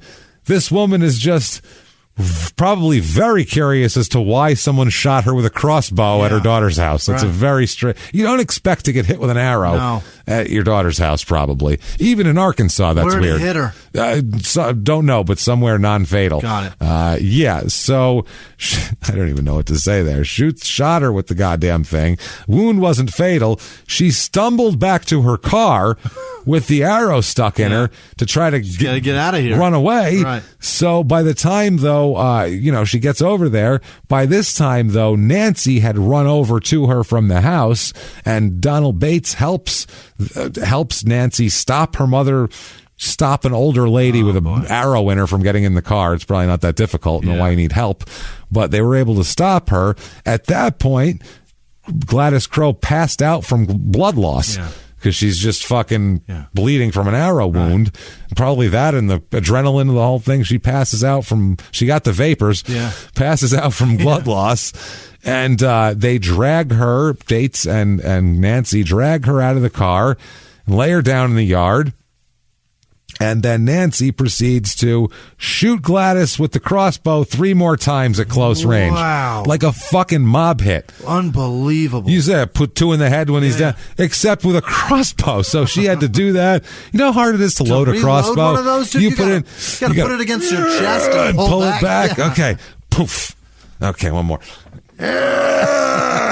It's a real forearm workout. Jesus fucking Christ. What are you doing? What the fuck are you doing? Oh, my God. I don't know. So she does that twice. 3 times. 3 times altogether. So 4 times altogether. 3 shots. So 4 arrows, too, you're pumping in this lady. Bates then tells the court how he and Nancy disposed of Gladys's body, her clothing, her car. Acted like she just disappeared. I don't know. Pushed her car into a swamp. I don't know what the fuck happened. Got rid of the arrows, the whole deal. Now, prior to Bates' confession, the police, though, had already found Gladys's car, which Bates had burned soon after the murder to get rid of bloodstains that were in there, because she tried to get in the car and bled all over. So she lit it on fire. So they lit it on fire, and the cops found it, obviously, and that's what happened there. So they were suspicious, obviously, that she didn't disappear and then set her car on fire, and she wasn't like run away. She didn't have gambling debts or something. Like she wasn't trying to fake her own death or anything. She's an old lady with gambling debts. So, this is fucking crazy. So after confessing, Bates takes the police to where he and Nancy had disposed of the clothing and the arrows and all that shit. They were able to get the clothing and 2 arrows from a creek. The other 2 floated away. It's a creek. They got taken by the current or something. So based upon his confession, they had obtained an arrest warrant for Nancy. They do 2 searches of her home, and they found 2 different diary sheets. Sheets of paper contained references to the murder and further implicated her. Oh, boy. It's like, I don't know how I feel about killing my mom today. Like shit like that, okay? Now, at the time of her arrest, she was a patient in a hospital in Texas. She tried to make a run for it. I think she got in a car accident and ended up in a hospital there. So, this is crazy. So basically, upon the request of the sheriff there, local law enforcement officers, they did the arrest at the Texas hospital. She was on oxygen and attached to an IV at the time. Good Lord. Nancy was. Yeah. They did a search. To her shit there to look for possible, weapons and shit. They removed a kitchen knife from her house that they thought had something in it. Another officer was in her room and asked if a diary had been found during the search. And upon returning to the room, her hospital room, the Texas officer saw a diary there because they just found pages that she had torn out about the murder and put in her house. So they said, is there more of this diary? Does she possibly have it? And they said, we just found a diary here. They went, well, motherfucker, do that. So it's a brown 3-ring notebook covered in foil. What? Very strange. What a weird girl. It was situated on a tray table about 5 to 6 feet from her bed. The officer seized the diary, and she'll argue later at trial and on appeal that the officers unlawfully seized the diary, but it's a plain search. It's a plain view search. It's a different thing. You don't need a search warrant if it's sitting out. Also, you did nothing to make it not noticeable. You wrapped it in Reynolds wrap. Yeah, so it shined in the light. You made us see it. You fucking idiot. Hey, look what I got. So is that a giant square baked potato? What is that? Oh, I love baked potatoes. Shit. The first entry on this diary is Thursday, February 9th, 1989. It's some notations on the bottom of the page. It has the words Foxfire, Sportfire, and Spitfire listed, and by the side of each of those is the number, dollar amount, 262. And there's a notation that says, quote, most energy efficient, 30, 35, 40, 60 yards deadly, 150-pound pull, $40 for cocking device, arrows $4 each. This bitch was shopping and jotting it down. She was fucking shopping around to get a good value on arrows to kill her mom. She couldn't even splurge. Shit. She couldn't even splurge. Mom's worth the good arrows. What the fuck are you doing here buying sale arrows? It's bullshit. This one's only accurate up to 40 yards. It's fucking. Meanwhile, she's above her face. Yeah. So it's fucking ridiculous, man. So she had an objection to this. The prosecutor asked. Basically, they brought a guy in to tell about the crossbows. Yeah. He said, quote, okay, it shows that she was comparing crossbows here, their pound pull, distance in which they're effective, and price of arrows. She was looking for the best buy on a crossbow. Even though the officers didn't have a search warrant to search her room, permits a plain view search there, and all of that shit, she is found guilty. Yeah. And you, ma'am, may certainly fuck off. Life without parole. Good. And she's still in prison. Yeah. She's in Arkansas prison. She is also has a right of prisoner profile that I can't get the fucking. I don't know if she took it down, but when you search it, it comes up on the site. You can see it. She's 71 years old. She's saying that she had a liberal arts education before she went into the joint, and fucking she's 28 years into her journey and all this bullshit. But she's on there. and it says capital murder under her crime. So boy, take a fucking watch out for Nancy Crow. Be careful. That's one of those stories. How do you not tell that story at some point? I'm like, it's not long enough for an episode, but I feel like our people need to know about a woman who decided that a bow and arrow was the best way to kill her mom. A crossbow. A crossbow was fucking even worse. Yeah. So, that is Marmaduke, Arkansas, and another little crazy story. Thank you, Arkansas. Thank you, Arkansas, for all of your insanity there. Hope you enjoyed that episode. If you did, how can they do it? Can they possibly tell anybody about it, Jimmy? I think they can. You know how you can do that? Apple Podcast, that purple icon. Get on there. Give us 5 stars. It doesn't matter what you say, but say something because it helps drive you up the charts. And it takes way less time to say something than it does to tell you about hillbilly murders. So do that for us. Help us out a lot. Also, head over to shutupandgivememurder.com.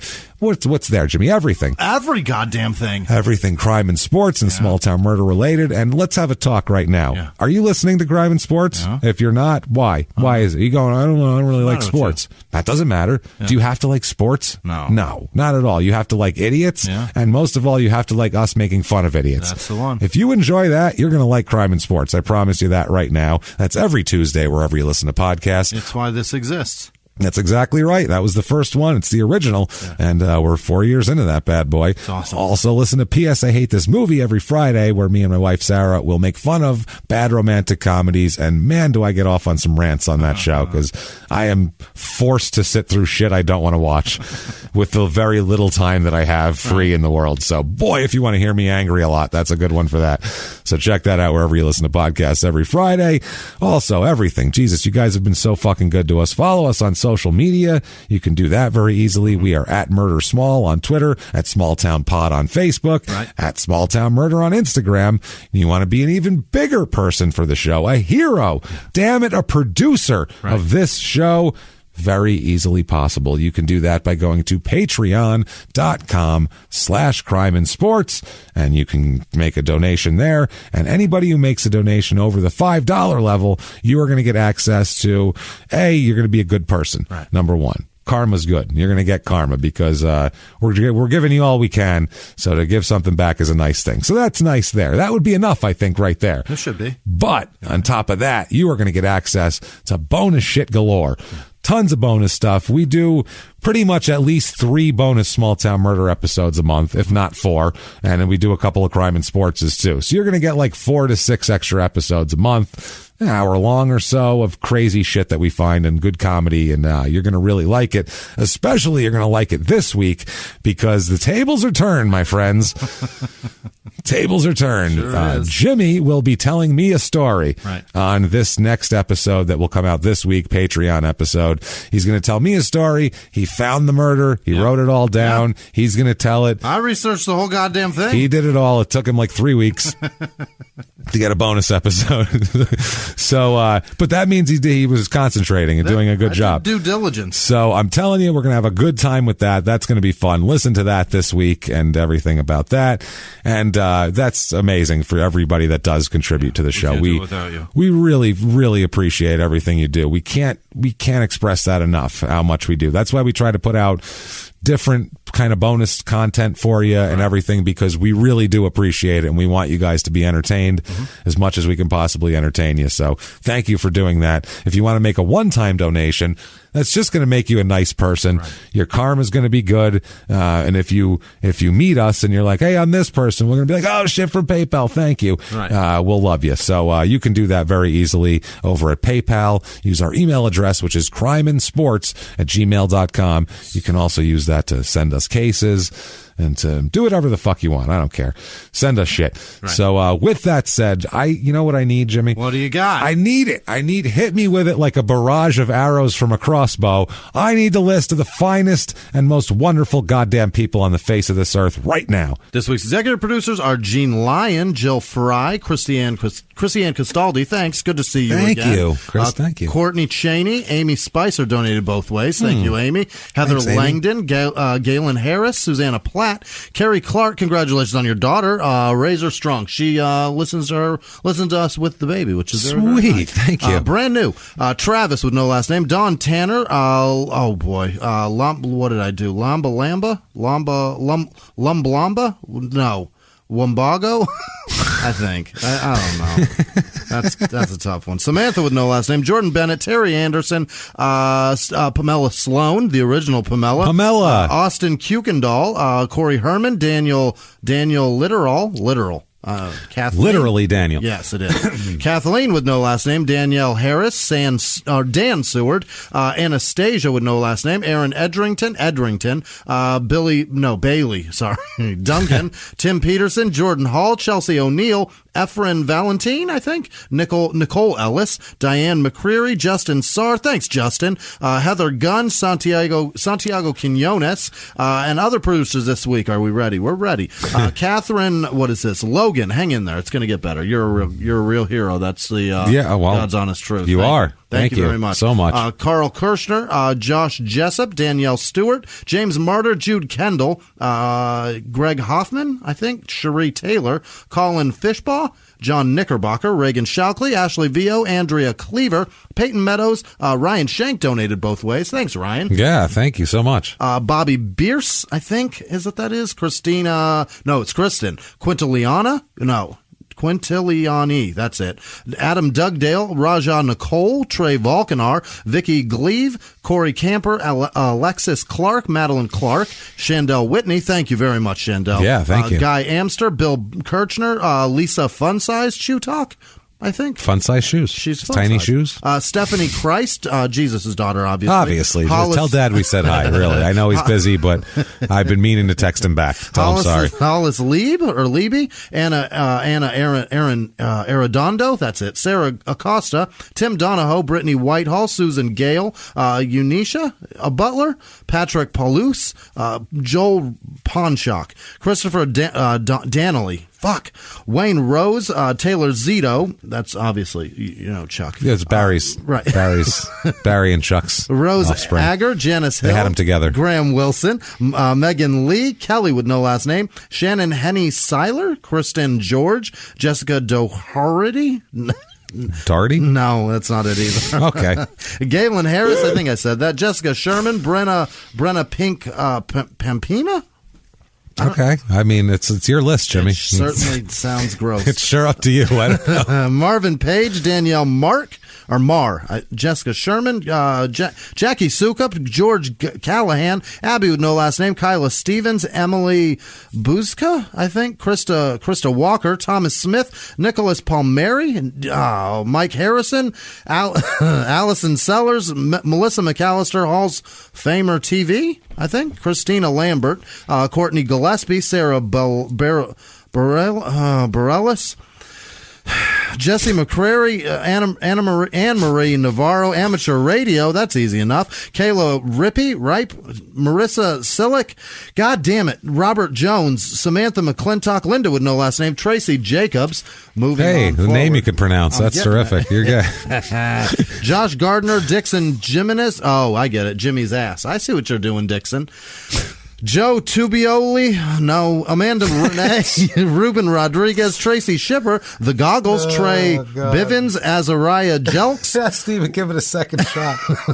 Laura Dowd. Nope, all right, moving on. Kim Corrigan Hatfield, Kevin Withrow, Jillian Meehan, Carrie McCall, Rachel Clark, Courtney with no last name, Brianna Ruskover, Jessica Shannon, Allison Newbold, Beth Mitchell, Stevie Ryder, Dakota Cleaver, Bridget O'Malley, Derek Domini, Jenny with no last name, Savory, I think, Cheryl Elder, Brian Freeze, Brain Freeze, that's what that is. Makes more sense. Jason Angel, Janet with no last name, John Little, Donald Schrumpf Jr., okay.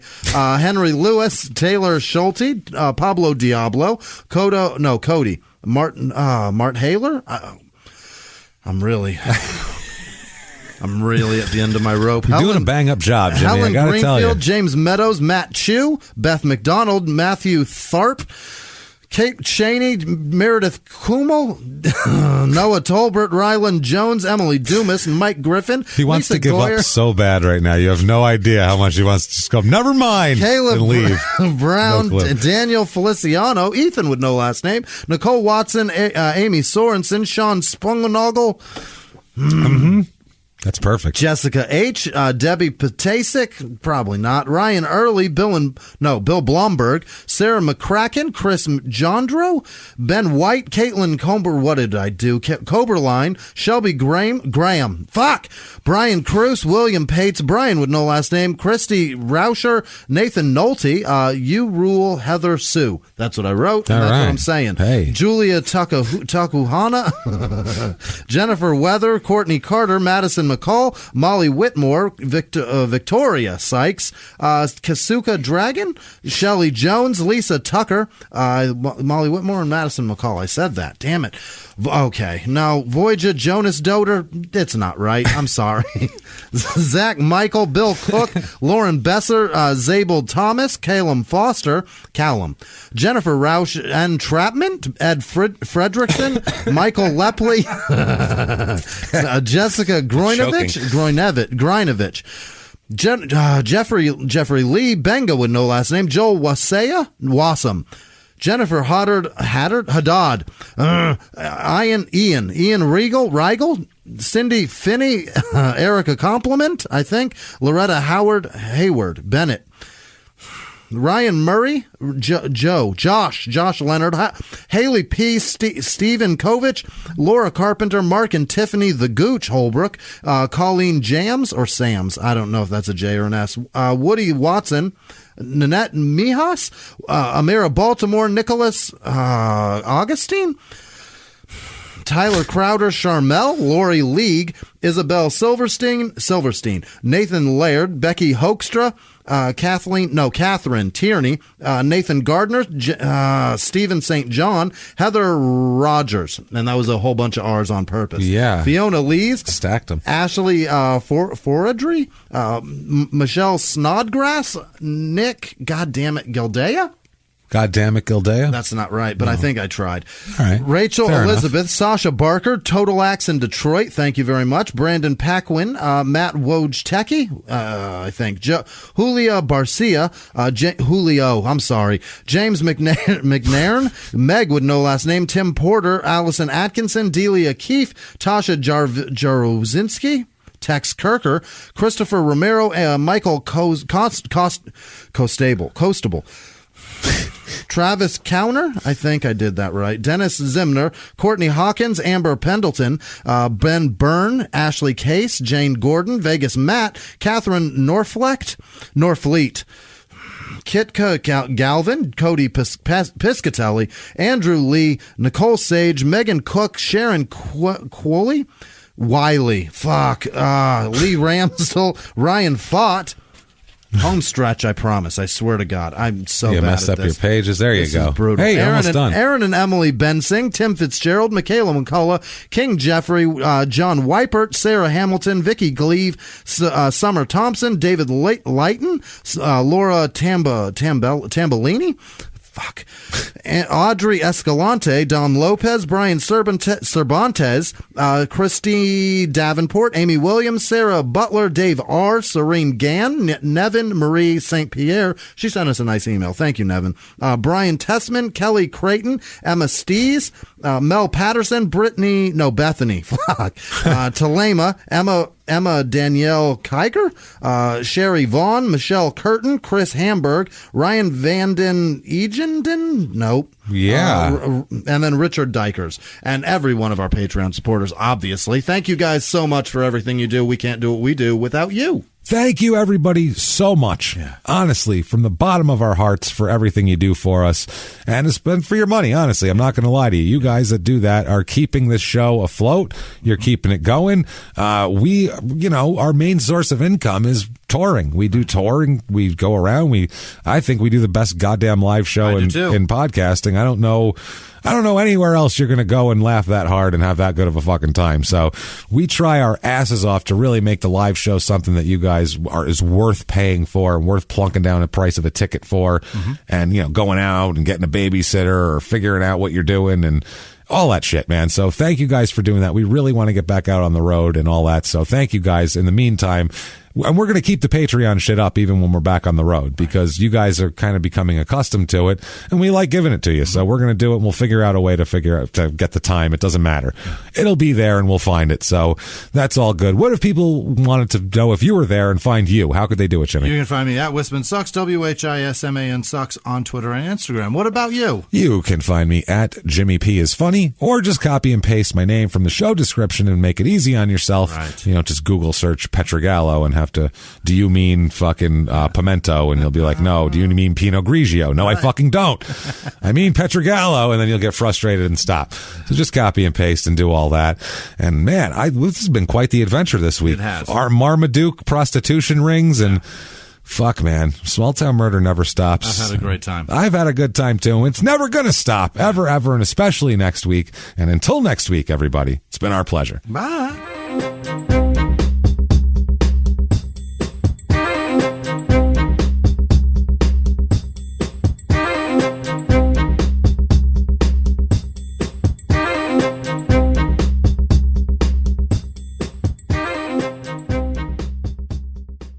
If you like Small Town Murder, you can listen early and ad-free now by joining Wondery Plus in the Wondery app or on Apple Podcasts. Prime members can listen early and ad-free on Amazon Music. Before you go, tell us about yourself by filling out a short survey at Wondery.com/survey.